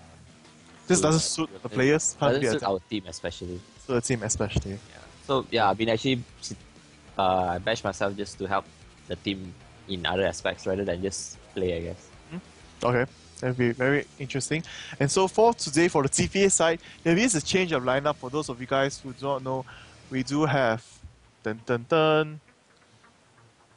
Well, this is the old pictures, it's fine. But we do have a certain player you guys have seen one. But for today's lineup for TPA, it will be the support will be Mistake. BB will be playing AD carry. Next ABC will be playing mid AP carry. It will not be Toys as for this week as well. It will not be Toys. And we have TPA Zonda going to play top lane against Stanley. Oh sorry, replacing Stanley as a top laner for today's match. Wow, what happened to my mind right there? Just salty nonsense. And last but not least, we have the jungle Little Balls, as he is so famous and well known for getting an ace while a 1v3 fight in his base right there. So yeah, this is definitely a very exciting. We're gonna pull off some interesting draft. I know that Yoda composition was quite interesting. I mean, Yoda's in general, the champion selection, they do have everything that can fit the roles and very well, and they did do it. They did it so well, I would have to say. Like, a lot of people think they were just trolling, and Timo started at 0-5, but the end game was 9-5-1. Wow. Yes, for that match. Yes, for that match on Wednesday. So definitely, maybe we'll be able to see Timo again. A lot of people were like so excited when they saw Timo being selected as the Yoda. Timo played by Stanley, right? Timo was played by Stanley for the day, so maybe today's Zonda will show us something different. Maybe it will be, well, Noxus or maybe Demacia. You know, what kind of strategy, there will be some exciting strategies they have prepared for us for today out there. And we'll just have to wait and see how well he plays off. So for those of you who don't know, I'm Tibus, and today with me is Dormuri from KLH instead of Pseudo because he has left for his graduation for today, and he'll be celebrating it over the weekend with his family and leaving me alone with Dawn. For sure. Okay, so yeah, so I hope you guys are enjoying his company as much as I am because I'm totally not enjoying it. He he's not helping me that much. He seems to be thinking of what strategies to use after watching these 2 games instead of helping me commentate Yeah, on what's because happening. next week is the last week of GPL. Yes, if I'm next not week is the wrong. last. So it's the time to pull off something interesting, I guess, something new. Something big, something large, big plays to happen. There you beat off everyone right there. I mean, we got nothing to lose anymore, man, right? Nothing to lose anymore. Yes, Teemo that. Meet. Teemo meet. I tried to Okay. ask Golden to go Teemo Meet, but no. Maybe we'll see Alice next week. Maybe Spider Maybe I Queen. should play Meet. Maybe you should play mid. Play your Heimerdinger mid, right? What you tell? What you tell? I don't know. I mean, you can play Nunu mid. You know, Nunu used to be a very strong mid player. He crushes a lot of secret. Secret. The Sparra, your Yes, cousin. yes. The secret hot shot GG dots. Is it or something? Dog. Is it Word file. the word I found? don't know, Yeah. it's your cousin. Ask him. Let's see. Maybe one day I'll go to Don's computer to see whether he has such a file hidden, and we'll see all the strategies of KL Hunters right there. So yeah, so we will be moving into the game very soon, I believe, unless I got my timings wrong. Can I just double check? We should be beginning in about another minute. No response from producer side to help me double check. I think no. Not sure. Okay, it's fine. So nothing to worry about that. So tomorrow you guys will be playing against Bangkok Titans. Us? Sim- Is it? Yes, you're talking about you. Yes, I'm talking about you. Oh, Pay right. attention. Sorry. Anyway, tomorrow you guys will be playing against the Bangkok Titans for the second game. So how do you feel about that? This should be our last game against PKT, right? Yes. So previously we lost to them, right? I don't know. If we lost again, I'll smack everyone. Say that. Okay, then we definitely aside to see everyone get punished if the whole team loses out right there. So for those of you who do not know, there's actually a website out there for the GPL playoffs, I believe. Is it right? Yeah, not too sure what it is. Something that we've been preparing for you guys, as there will be there are a lot of items being sold, a lot of things prepared for you guys out there. If you do appear on the spot, I believe it's November 17th, so do keep that in mind to visit the Garena Stadium then. So yeah. So right now we're going to move into the champions sections, and here we're going to see what is going to be banned. Maybe the first thing is we're going to be banned out, we're going to see Vayne. There was this period of time where we did see TPA ban Vayne against KLH because Jiung was doing such a good job with it. Yeah, Jeong with his micro on Vayne. I mean, anyone with a good micro, Vayne is very very hard to catch. But yeah, usually you see a lot of people ban Vayne against Jeong because you don't want these players to get their main champions because they are the one who will do exceptionally well with them. Overall, and here we do see Dr. Mundo being banned out as a first choice. Yeah, I think they're just gonna, especially the Dr. Mundo ban. Do you think it's Yeah, just it's a very targeted ban towards KLH because Ipios, he's been playing quite a lot of Mundo lately, and as everyone knows, Haganis only plays Nunu. no, not I mean Hagani doesn't only play Nunu, but he just plays a lot of Nunu because the champions that Jeong pick, Ezreal, Kongmo and Vayne, they get complement so well. So yeah, here we see Malphite and Shen being taken off. One global and one very strong AoE ultimate ban off on side of KLH. So with Malphite being taken off as well as Shen, freezing Vayne.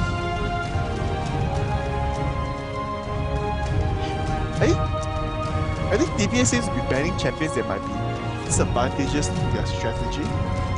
Maybe actually Katarina in NA and EU solo queue in high elo ladder, you see a lot of people banning Katarina. Yeah, definitely. Because she's quite hard to it's quite easily, especially in fights.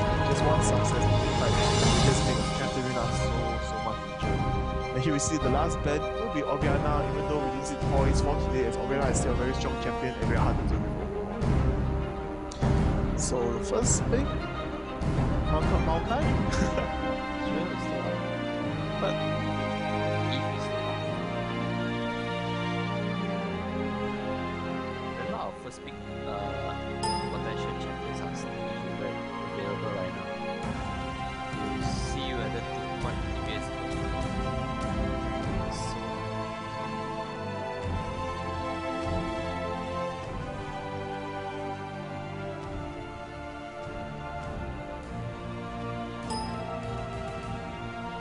So, here we see the first pick is actually going to be Sona. Sona, one of the main support champions, we see that people will ban one pick up against anyone who won the World Championship plays off. And she is one of the strongest supports right there. Even though overall she has been nerfed quite a bit, buff. yeah, I don't think Riot actually knows what to do with healer-based supports.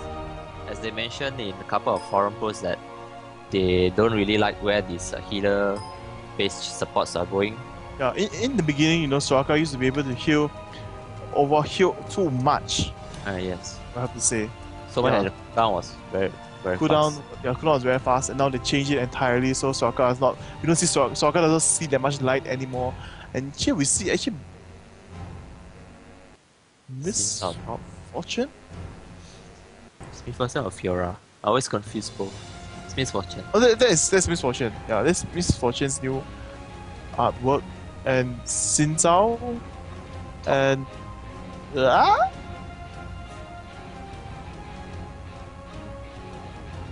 this is. A lot of damage coming from. I mean, this is a lot of early damage definitely coming on the side of TPA, but like, what are they planning to achieve from this? I think they are just gonna win lane and win game kind of strat. Yeah. I mean, MF is one of those ADs which you don't see that much because she doesn't really have an escape, a way to escape if she gets hit already by just one time. She does have a free boost of mobility passive. She really moves just that much quicker on the map overall. But against the Corki and Zyra, how well do you think they'll pay off? I mean, MF does have a high burst as well. If you can choose to MF? max a first ability or second ability depending on what you want. If I'm not wrong, MF some of her skills with AP as well. Yes, her W and E skills with AP. This was the ultimate. Yeah, Trunter. 3 skills overall. I mean, yeah, Sona's a Q, right? Yeah, We so should be able to. him of valor up the AP as well as AD. Yeah. But I mean overall, maybe Tran- Sona's ulti and MS ulti is the main thing here. Because if Sindel does ulti, will push everyone away instead. So I'm like still thinking what's on the mind, and we do see if Trundle gets taken up, Trundle's will push people around as well. So I think TPA actually gonna go for that sort of a displacement comp where Trundle will put his pillar of filth, is it? let's Pillar of filth, and Anivia will put the wall, then Zinja will just charge in and ultimate everyone, push everyone away. So it's to have a good team fight is very tough for KLH right now because TPA will just throw everyone off everywhere and it's like Sinza's ultimate pushes them away, Crescendo just stopping them, and then MF slow as well, AoE slow, with the wall from Namibia, with a pillar of filth of adding on from Trundle. Maybe it's a good combination. You block them with the ice wall, you put a pillar of filth in front of them, and they just can't move. And just slowly die in the AoE fight right there. Something we're gonna have to see how well it's played off, as Sinzao will be going against Jace, I believe. And we do see Jungle Java being taken out as a response to Trundle. And Morgana. surprisingly Golden's, unless Hagane is going for that support Morgana, but I think it's more Golden's. He hasn't been performing very well with Morgana lately, and I'm not too sure what decision that they made to stick with that Morgana pick. Maybe they needed some. Yeah, but especially with Sinzao maybe they want to spell shield so that someone can charge in. They won't be stopped by all the. I thought the ulti is attack damage. I mean physical spell. No? Yes. Oh, for who? Xin Sao. Oh, I mean, no, I mean as in, do not get pushed away. Oh, alright. Yeah. Is it because the shield from Morgana, just stopping the overall crowd control and just totally protecting the team or whoever is charging in from everything else. So yeah, this is overall. I don't understand overall what's happening or the decision making for both sides right now for this match. So I just suppose you're gonna have to see how it's played and how well it go on. Because Trundle is one of the champions. They get a slight buff in this new patch. Yeah, they actually buff his Q mana consumption from 35 to from 40 to 35. From 40 to 30. No, or 30. To 30, I believe. Yeah. To 30. So you can use it more with rapid succession without worrying about using up too much mana. Used to be very, very strong, and but he did fall when he off. first came out, yeah, I actually played a lot of Trundle. Actually, one of my favorite champions. Just that in the current jungle, He's not so he's not suitable. as fast as everyone else. Yeah. And for him to gank is actually quite hard. Not to say impossible, but it's just quite hard because people can just flash over the wall or just walk around the wall if you cannot place your pillar of field properly. Yeah. So let's take a look at what Trundle is playing. One of the more exciting things to see. We haven't seen this champion in a long time. Here we see 15 physical damage, 13 armor, and 12 flat magic resist. In terms of masteries, whoa. I thought it would be going for 921, but instead going for 21-9. The defensive tree is the normal jungler route in terms of what you get for the points. But here we do see one of the gen over Leaderboard's rules, masteries, he always go for that utility instead of the offense magic pen or armor pen. I guess he wants that increased buff duration for him to be able to roam a little bit longer. For his Mundo lately, I see him transition that he takes the 9 points into offense. He takes weapons expertise. So maybe trying something new, something different to see whether it works out. So let's take a look in terms of Jarvan. Jarvan hasn't been seen that much as a jungler lately, I would say. He really doesn't fit anywhere right now, I would say, in the jungler or the lane. I mean, he's a strong champion, but his performance-wise depends a lot on how well he plays his skills. Yeah. So here we see going for attack speed, marks, physical damage, queens, and flat armor and magic resist per level. One of the masteries is going to be 921. Also standard. But instead of taking 3 points into enlightenment or vigor, he takes it into resistance right there. Okay, going to be interesting to see. But I'm more interested in what Zonda is playing because, he is going top lane as Xin Zhao. And Xin Zhao never retreats. yes, Xin Zhao's never retreats. And here we see 15 physical damage and then 13 armor. But we still see a flat 11 magic resist and instead putting one extra to become magic resist at level 18 for 2.7. Just changing it slightly because instead of making it 12 magic resist flat, he just wants the extra at the end, 1.1.7. So in here for the masteries, you do see going for more defensive, of course, as a top lane, you need to survive more against Jace, getting vigor as well as reduce damage reduction and health. And here we see he does go for weapon expertise as well for the attack speed and armor penetration. Overall, very interesting. And just slightly take ABC's one very quickly. And very similar to that of what Toys will play, I believe. If I remember the runes correctly. One thing to note is that Sona actually took CV. A very old school. Is it? Wow, okay. Sona actually took style. CV. I did not notice that at all because, in my mind, I'm like, yeah, it's not going to be CV, but, well, it is apparently going to be CV right there. So this is actually one of the more exciting things to see. CV proving to be one of the worst summoner spells right now in terms of overall. I mean, CV. So someone commented that CV is being picked up again, started from Moscow 5. I mean, definitely, something to watch out for in a sense. But then, overall, I mean, information is actually very important when you want to go team fight or stealing buffs and what. But a lot of champions nowadays, they have those spells that provide sight when you throw them, like Arena Ball and things like that. Yeah. So CV is not really needed. But looking at TPA's lineup right now, I'm not too sure whether Trundles feel I use think, vision. I believe it Yeah, does. they do. Yeah, I just as well as the Ice Wall from Anemia, it grants vision as well. So the CV is for them to rush in or play maybe defensively. they took CV for that level 1 invade or something. Maybe here you guys gonna move into the game. Maybe they're taking for the level 1 invade as well as there can be more wards planted at the bottom lane. Like you do see how the teams right now they use 2 wards, one either offensively or defensively warded, just to know where the junglers are before anything. So we're just gonna see how this plays off. If everyone is just running to the mid lane right now, and it'll be a clash right there. BB wow charging up in front, and there goes the bind, and there goes the flag toss, doing some damage, but nothing major going on right there. Everyone's just dancing around, and Trundle with his metal, I would have to say, yeah. So we do see them. They're trying to get it into the brush. Javan's flag will be able to spot them definitely. But we do see monkeys. Will he walk in like a boss? No, please don't. TPA is just waiting for their CV come out from cooldown. Oh no, here we see Bang on the flag goes off. They do know they were hiding there right there. Epions might go down here. He flashes, uses the flash but still dies to MF right there. And Jace will be falling down as well. Here we see overall the poke and damage going off. Monkeys might fall as well. The flash last hit by next SB going to secure the kill onto Monkeys. And here they manage to take off 1 kill onto Mistake. It's going to be a 2-for-1 exchange. Jaeyoung faces the flashes to be safe right there, and he just flashes away.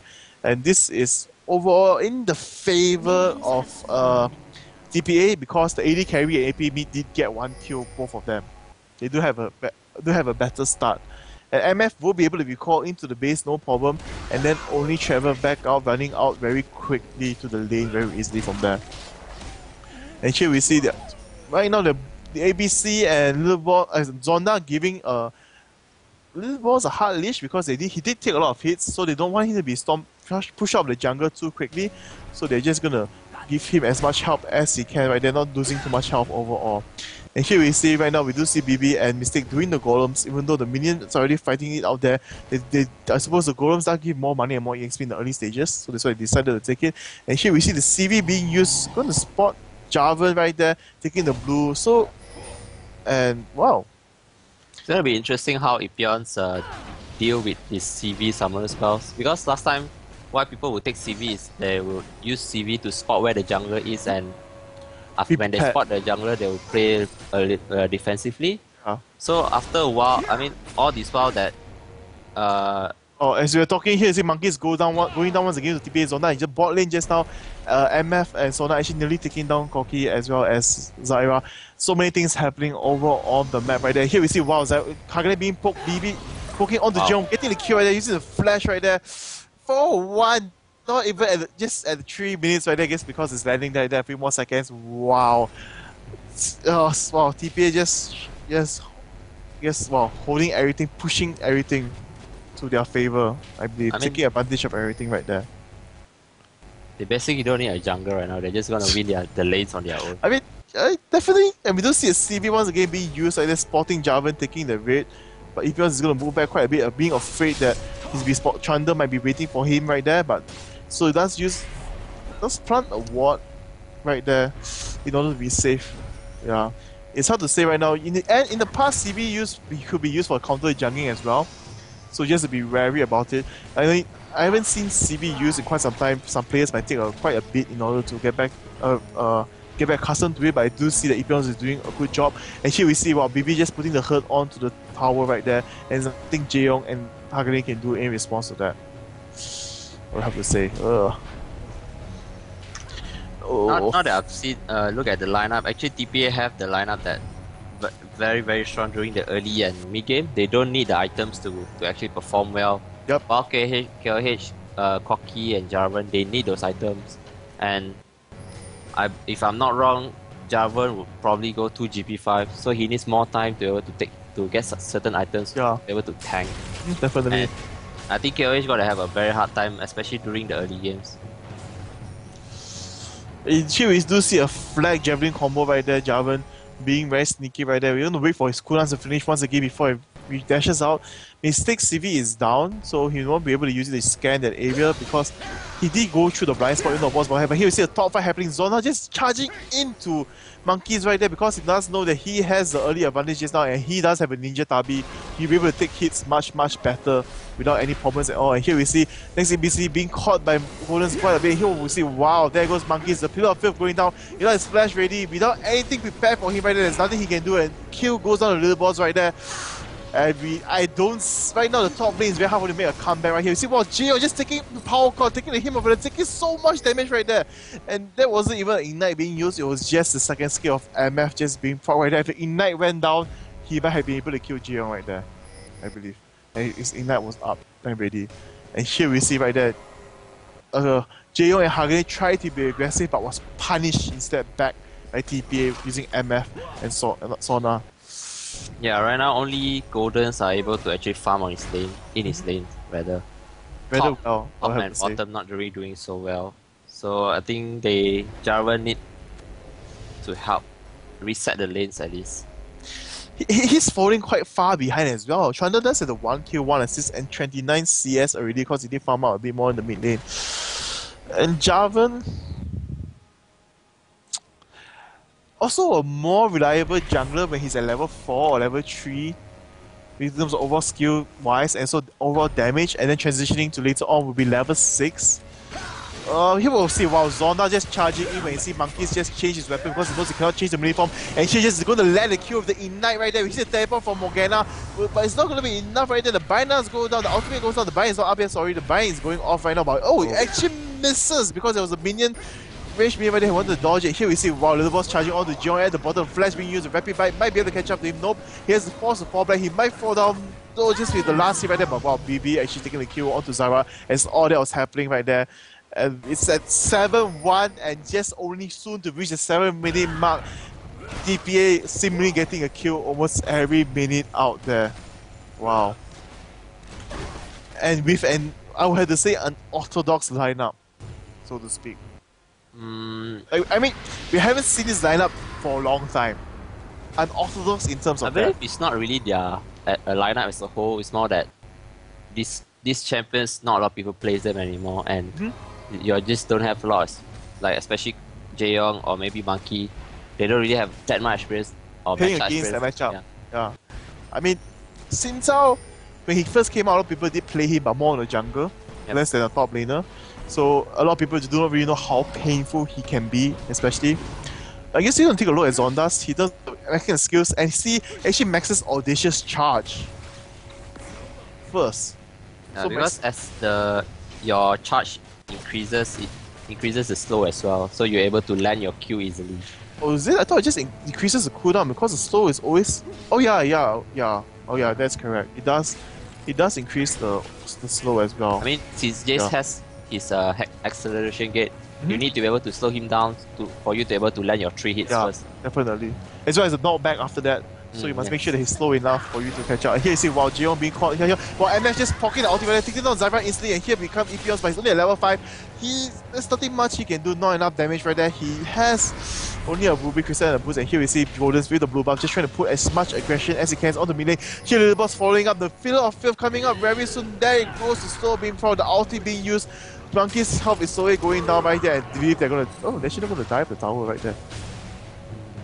I thought they would definitely die. Okay. Suppose they wanted to be more safe. MF, they actually did buff MF ultimate. You do the same amount of damage twice as fast. So I don't think Hagane actually see that coming. I mean, MF just ulti in front of his face. That's one thing. It's like MF, but in terms of the ultimate early game, is very strong. But once it reaches the late game, it does scale off doesn't scale off that well unless you're playing an AP MF. So it does scale with AD also. It does scale with AD as well, just not as high, I believe. And here we see right now, Hagane and Jaeyoung trying to get a kill onto BB, but Mystic was hiding the brush, and he does come out to poke Jaeyoung away. But here we see Mystic might be caught off because of the slow from the ball, and wow, the Crescendo from Mystic taking up the kill onto Hagane. Hagane's passive once again missing, not hitting onto anyone there. Jaeyoung at level 5, not even at 6 right there, do not have his ultimate, so he poke and chip down the health of BB, unable to do anything. I don't know why they are still picking up fights when they are like 2 levels below, and Golden's Morgana was so far ahead. And here we see the time. Oh! They have definitely land, but just a flash right there. The flash is already an up. Maybe just flashing away, dodging it. Wow. And here at the 9 minute and 48 seconds, there's 9 kills on the side of TPA, and the goal difference is wow, it's about almost 5.2k right there. A substantial amount. So different from the first game we saw right there. TPA once again showing the dominance overall, and especially this time. In the past, famous for late game champions, now showing off the early game champions damage. They're just gonna excel so well as well and just destroy everything in their path, I would have to say. Here we see Golden's taking a lot of damage right there. As this game drags on, Morgana will definitely not be able to beat anywhere, I would have to say. Yes. In terms of overall control of the lane, as well as as well as the team fight. I mean, yeah, Morgana have that black shield, but can't really shield a wall, literally a wall in front of you. Yeah, I mean, if someone wall you away while you're outing, and they just run out of the range, you can't really do anything about it unless you have flash. As well as the Pillar of Filth will stop Morgana. Well, not stop Morgana from running movement speed, but will stop her from getting there in the correct timing, moving in. I mean, as Morgana, how are you gonna out? Anivia can wall you away, Trundle can fill away, and even Sinzao can just ultimate you away if push you away, hasn't targeted you yet. I mean, actually, Sinzao can actually burst Morgana. Definitely. I think we'll be able to burst Morgana very quickly. Just audacious charge, 3 talent strike, and maybe just ulti is the last hit. Maybe her ultimate might be able to proc. You see EPL trying to make something happen, but nope, he's gonna fall right here. Mystic and Little Boss are coming from the backup from behind. We see Jace coming in as well, but they just disengaged from the fight, but not going to be able to get anything. Here you see maybe one of the flash going the ultimate proccing from Little Boss, but they're going to most probably might be able to get the kill on the EPS. No, it's not going to be enough. But here the Crescendo pops out. Monkey will fall, but he doesn't take the kill onto Mistake, so it's going to be a 1-for-1 trade right there. But however, it is not in the favor because it was just killing the support out there, I would have to say, overall. It was fine. I mean, support also is still 300 gold. I mean, it is still the thing is that for some Epions, the Jarvan actually initiated on the Anivia while this is look at that damage. We were mentioning about the damage right there. Look at that overwhelming damage from MF, taking on 2 people in front of the tower right there, chipping them from half health almost to no health right there, and almost seemingly getting a double kill. And here Little Boss comes out from behind to secure the kill, but it will go to MF, I believe. Yes, it does go to BB right there. I don't understand that flash at all. I mean, you're burning a 5-minute cooldown summon spells while when Trundle has already hit on you, so he's still gonna get that assist. Not really sure whether that's worth it. I'm pretty sure that's really not worth it at all. And here we see Zona being very aggressive. Instantly, as he was pushed back by Monkeys, he just charges back in with the audacious charge right there, showing that I don't care. I don't care of your existence right there. There's a 3-level difference right there. Zona at 10, Monkeys at 7, and there's nothing much they can do. He has to safety farm as much as he can. Look, and with the Giant Belt, with the Ruby Crystal and the Ninja Tabi, and just look at how much gold he's holding. I believe it's going to be quite a bit. It's 1,400 right there. He's going to be able to complete the more Warmocks as well very soon. And here we see jungle. Wow, Little Boss going to be able to take the jungle. And the smiting, it's very hard to steal smite when you have higher level on the jungle right there. And there it goes, a free, almost free, I would have to say free dragon for the side of TPA. And this is just in 30 minutes with an 8k gold difference overall. Top lane with a 52 CS difference. The jungle itself almost 30 CS difference, and middle lane just a side difference overall, doing quite well against each other. But the bottom lane, this mainly because we're focusing more on kills. BB with 5 kills, 1 assist, and only 98 CS, but with the kills, he does have a Bloodthirster up and ready to dish out the damage. I'm normally very optimistic about games. Like, like the previous game, I still think that SAJ had a chance. But seeing how this game has played out since the beginning, I would have to say I don't see how KLH. The thing is, there's always that comeback factor. There's always a comeback. The problem is, TPA lineup is those champions that you do not want to give kills to, especially Zinzao and Anivia. Yeah. But as you can see right now, if you're trying to charge in, Crescendo does land onto both Jing and Hagen, and see the ultimate return right there. Wow. Just doing out so much damage. The boss from behind. They might be able to get a kill onto BB this time, but he is sustaining a lot of health back with his Bloodthirster, but it's not going to be enough. Mistake going to try to chase onto Goldens, but no, he's going to fall back and no kills. Oh, that was something they needed. or we have to say for the side of Hunters, no one died right there, and they got a kill, and everyone got assist goal, which is quite a bit pushing them quite a bit up higher. See Morgana trying to teleport here. The ultimate for ABC going to stop him right there. Here the bind goes up for Morgana. The stun almost hitting onto Goldens, and Goldens is forced to run away, but he's definitely gonna get caught. He flashes right into Trundle right there. Oh, just doing so much damage. Might be able to get the kill if Trundle does continue to chase on, but no, here comes Zonda from behind, finishing up with some fire cape, and just there goes the 3 talent strike, taking on the kill right there. Trundle actually, during the engagement, he actually tank and zone out Jarvan, Corki, and Hagane, and he actually walked out alive. Yes. Pretty impressive. Yes, I mean, he got that Glacier Shroud to be able to tank that round. And here we see Zonda charging in, almost getting the kill onto Epion's. Almost right there. And here we see wow, BB just walking in, and we could see right now that is the difference. Like how much Phage has. Ignite, just nice. The last drop right there. And we do see right there how I was about to talk about how Phage has fallen short of the glory, being nerfed by the 5%. And there goes the 5% just being the just the 5% being needed to unable to stop MF from just continue doing the damage onto him right there. It is a lot, especially MF with a higher. I believe she has a higher base movement speed than Corki. Yes, with 3, just slightly higher 392, while Corki is at 370. So that 5% is actually a very large factor of whether he could be able to get away. But here we see ABC going to get a kill on Hagane coming from the mid lane and getting the blue. I believe taking Morgana's blue away as well. Yes, he did get the blue as well. Just totally dominating and controlling the game for the side of TPA. I mean,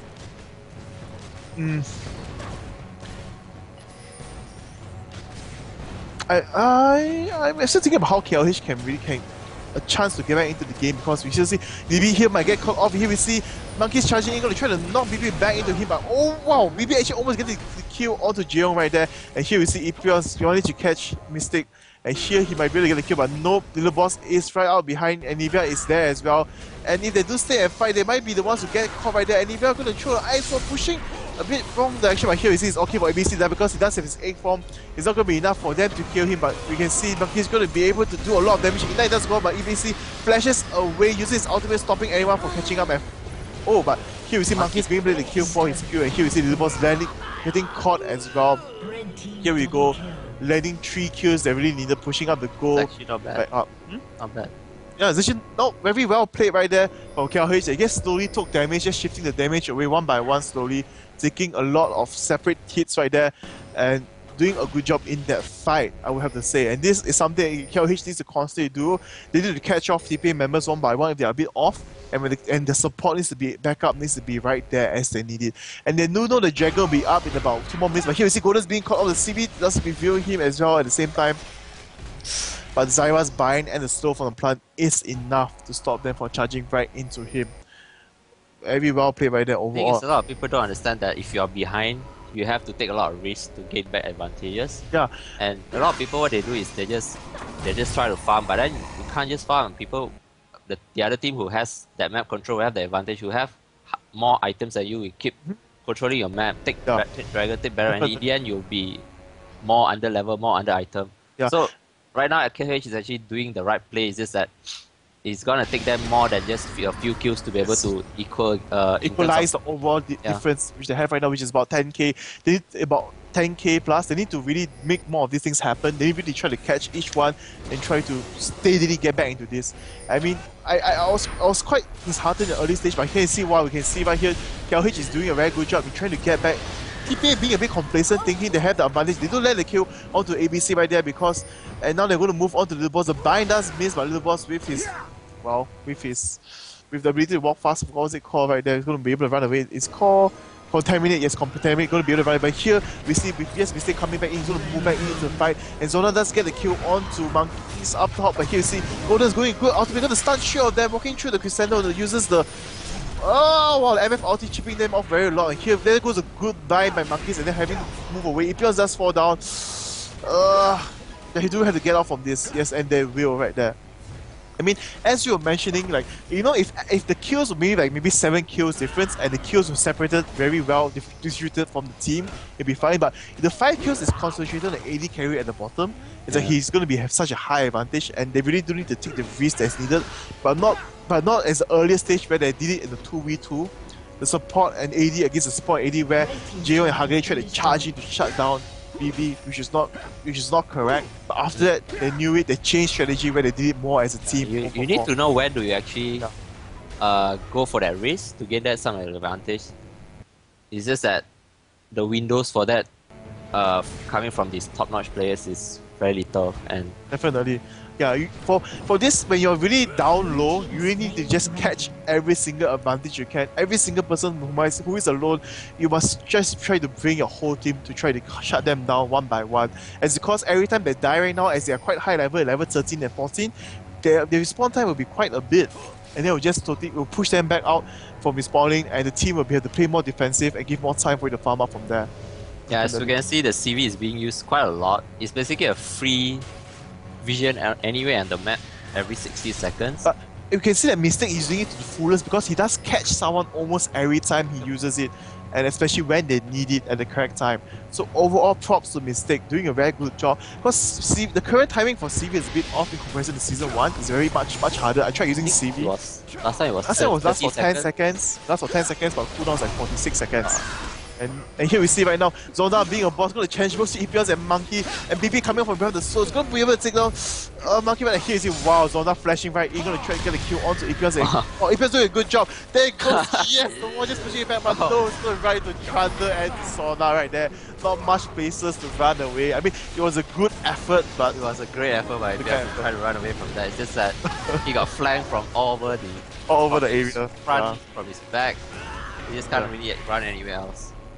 And here we do see Golden's trying to do his best to hold off, but here BB and Sinza charging in right there, instantly onto Golden's, as you mentioned right there. He will not be knocked out by his health just being taken down to half HP right there. Almost bursting down Morgana. And here we do see that Sinza's right now as a top laner do go for more tanky build. It seems to be more effective overall. More beneficial for the team as well. What do you think about that? Do you think you think you go for more Bruiser, Brutalizer, and the BF Sword? Like how? It's more. Maybe just talk about this thing. I can see right now, KLH is trying to charge in, trying to take down the members one by one, zoning them out, and you do see that Zona is being kept. But here at MS ulti just slowly chipping everyone down. Golden just is Zonya at the correct time, but he will be taken off by BB as well. They might be able to get a kill on Zonda. No, but Zonda was pushed back, but was not enough damage being dealt.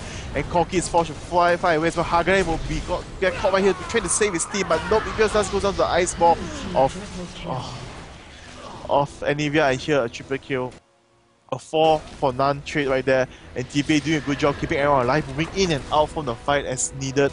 And KLH really cannot respawn right there in the 5v5 fight as they are too far behind right there, but trying to take as many kills as possible and advantage right there. And Jeon just trying to do out as much pain as he can, but BB and Little Boss just ignore. He's just going to take down both servers right there. BB taking tower hits right there because the minions were a bit too far. He can just fall back, no problem at all. Here's Zona going to poke onto the turret, and here we see Little Boss might go down to this, and yes, he will right there for the kill, but the Contaminate stops the whole KLH from chasing up onto TPA right there. And here we see, wow, the slows and also the stun by Anivia. Very well played right there, just stopping everyone from where. Here we see Ipios charging in, trying to do as much, but he is alone right there. The Ice Sword does block everyone else following up. And he is alone, but he does manage to make Mystic stay there. They do take the Orcas, they do take Monkeys. Okay, Monkeys does take off Mystic from this here. And here we see they're charging on to BB. The bite, yes, hitting at the max range, but the flash was up, so the slow procs as well as the ulti will not be able to hit, and BB and Anivia will be able to get back from there alive as well as Zonda. And you seem to be shaking your head. Do you have anything to say, comment about that? I actually see the point of picking MF in this game. Because a lot of times when you play AD carry, the enemy bruiser and tankers will actually zone you out from actually hitting the proper target. So if you zone out MF, you should just run away and ulti from far, and you're still doing something. You're still doing damage on the enemy's backline. So yeah, I mean, a lot of times a lot of factors of why MF actually doing well in this game is actually because of the positioning. It's not just, you can't just play MF and ulti wherever you want. You have to be in the proper positioning so that you hit as many targets as possible. But I would say the overall composition works well for them because you see, the ice will force KLH to move back, Contaminate will force KLH to move back, Xingzhou charging in will force KLH to move back, and MF will just be able to walk in between all the champions, being well protected and shoot, doing maximum damage out there. So that will be another reason why MF is working out so well, I will have to say. And here we can see, wow, Donda being tanky, just ignoring everything. And here we see Helen being burst down. If you're trying to take out someone, and here we see next ABC will go down, but Golden's managed to stun most of the team, but still going to be enough. The Crescendo and the ultimate for MF just follow up right there and does tons and tons of damage to KLH. And here you see Monkeys will definitely go down as well. And last, it is an ace, and this will be the GG. And it is almost within the 25-minute mark if we can switch. Which is something that TPA has been performing, and then that sigh from Dawn. why do you have that sigh? Are you just disappointed to see KLH lost? I mean, I didn't really expect them to lose this badly, but again, TPA is the world champion. Even though they sub in Zonda and next FPZ, but these people are still world-class players, I would have to say. Yep, they are top 10, top 15 Elo players in Taiwan server. Yeah. And overall, I would say KLH, for the Kuala Lumpur Hunter side, the champion picks wise overall, I see would still be fine overall in the laning phase, but we could see that they couldn't be as aggressive overall in comparison. Again, I believe it was they just didn't have the matchup knowledge to go up against Zhao and MF. I mean, you go into rank, you go into Scream or what. Ezreal, it's Vayne, Scorpion, so you know what kind of damage you'll be getting when you fight at what level and what. It's just like when you go up against MF, you don't really know what's the exact damage for a Q, for a W. Yeah, how much it could be dealt out, but they can win the trades. Especially, you have to think about the Sona's buff to the MF as well. And you could see that Sona and MF, the pokes right there, was a main factor for why TPA won the bottom lane. It was crushing. You know, even though Zyra was there to bind and do pokes, but it was just so weak in comparison to the power chord as well as MS pokes. I think if Zyra actually went for a more AP build, but as a support role, they will actually be able to. Yeah, because Sona, even though she's a support runes or mastery, because of her spells alone, she can actually buff both players and for herself as well. So they have a lot of damage right there. But Zyra, she don't really have those buffs, so she relies more on her stats and her base abilities, which I don't think was quite enough for that matchup. Definitely. So from here, you could see in 25 minutes, a score of 29-11, 51 assists for the side of TPA, getting almost a kill, 1.1 kills maybe throughout. A very job well done on TPA side, and KLH really needs to figure things out. As you can see right now, TPA seems to be testing a lot of strategies out, and he has been working into their favor, and they really know what they are doing when they do use it, I would have to say. So I think TPA they are able to scream a lot NA and EU teams, especially after they came back from definitely everyone want to play against them, as well as Korean teams as well. They do have a lot of practice from there. So overall, I would have to say that TPA does have that kind of separate advantage in comparison to us. TPA, I used to think that I used to think they are not that good in the first place. I just believed it was more of a hype thingy from everyone, but they've proven themselves. I've watched all the matches on Season 2 regionals. In GPL, even the game just now, they are the best team in the world. No one can deny that anymore. No one can deny that, definitely. Yeah. Even with the exchange of players, the players have been changed in, they're still our top class players. I mean, these players who were selected to join TPA, I mean, they didn't just get selected randomly, right?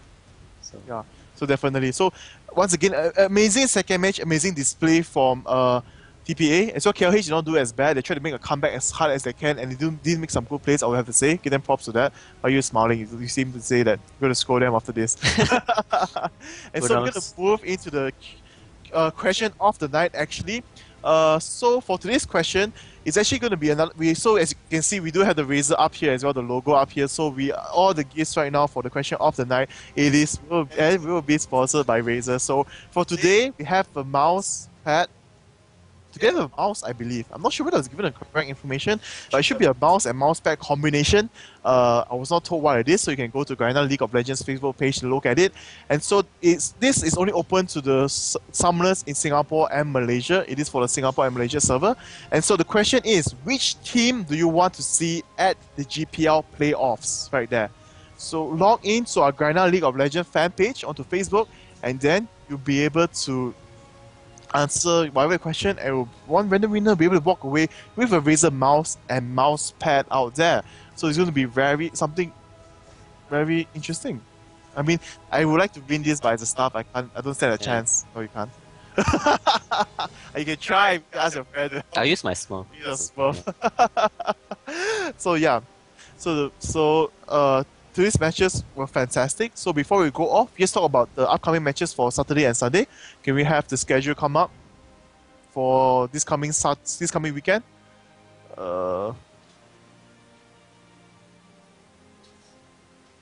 And so for tomorrow, we have the Malaya Eagles against Bangkok Titans and KL Hunters against Bangkok Titans. 2 games for BKT we play on the same day. And for November 4th on a Sunday, we have Malaya Eagles against Singapore Sentinels and the Taipei Assassins against Cyclone Jokers. Both exciting matches to see how well BKT can bring themselves up after beating KLH and SGS on previous weeks. See how well they'll fare off again for tomorrow. And so I do hope that you guys will be very. TPA will not be playing, but still these teams will definitely have a strong showing and will be playing very good throughout GPL. I will have to say something to see. What do you have to say about that, Don, for the matches upcoming? I think both MLE and KLH lost to BKT, right, previously? Yeah, so more of a redemption and revenge for us to beat BKT again. So that is all for tonight. I am Tally Tibbers. Don't worry. So shy to go off. Go off. As in you're going off already, as in going off air, like you're no energy to introduce yourself. I just did. Okay, so we'll see you again tomorrow. Definitely, so do stay tuned. And we'll see you guys once again tomorrow. Good night. Thank you.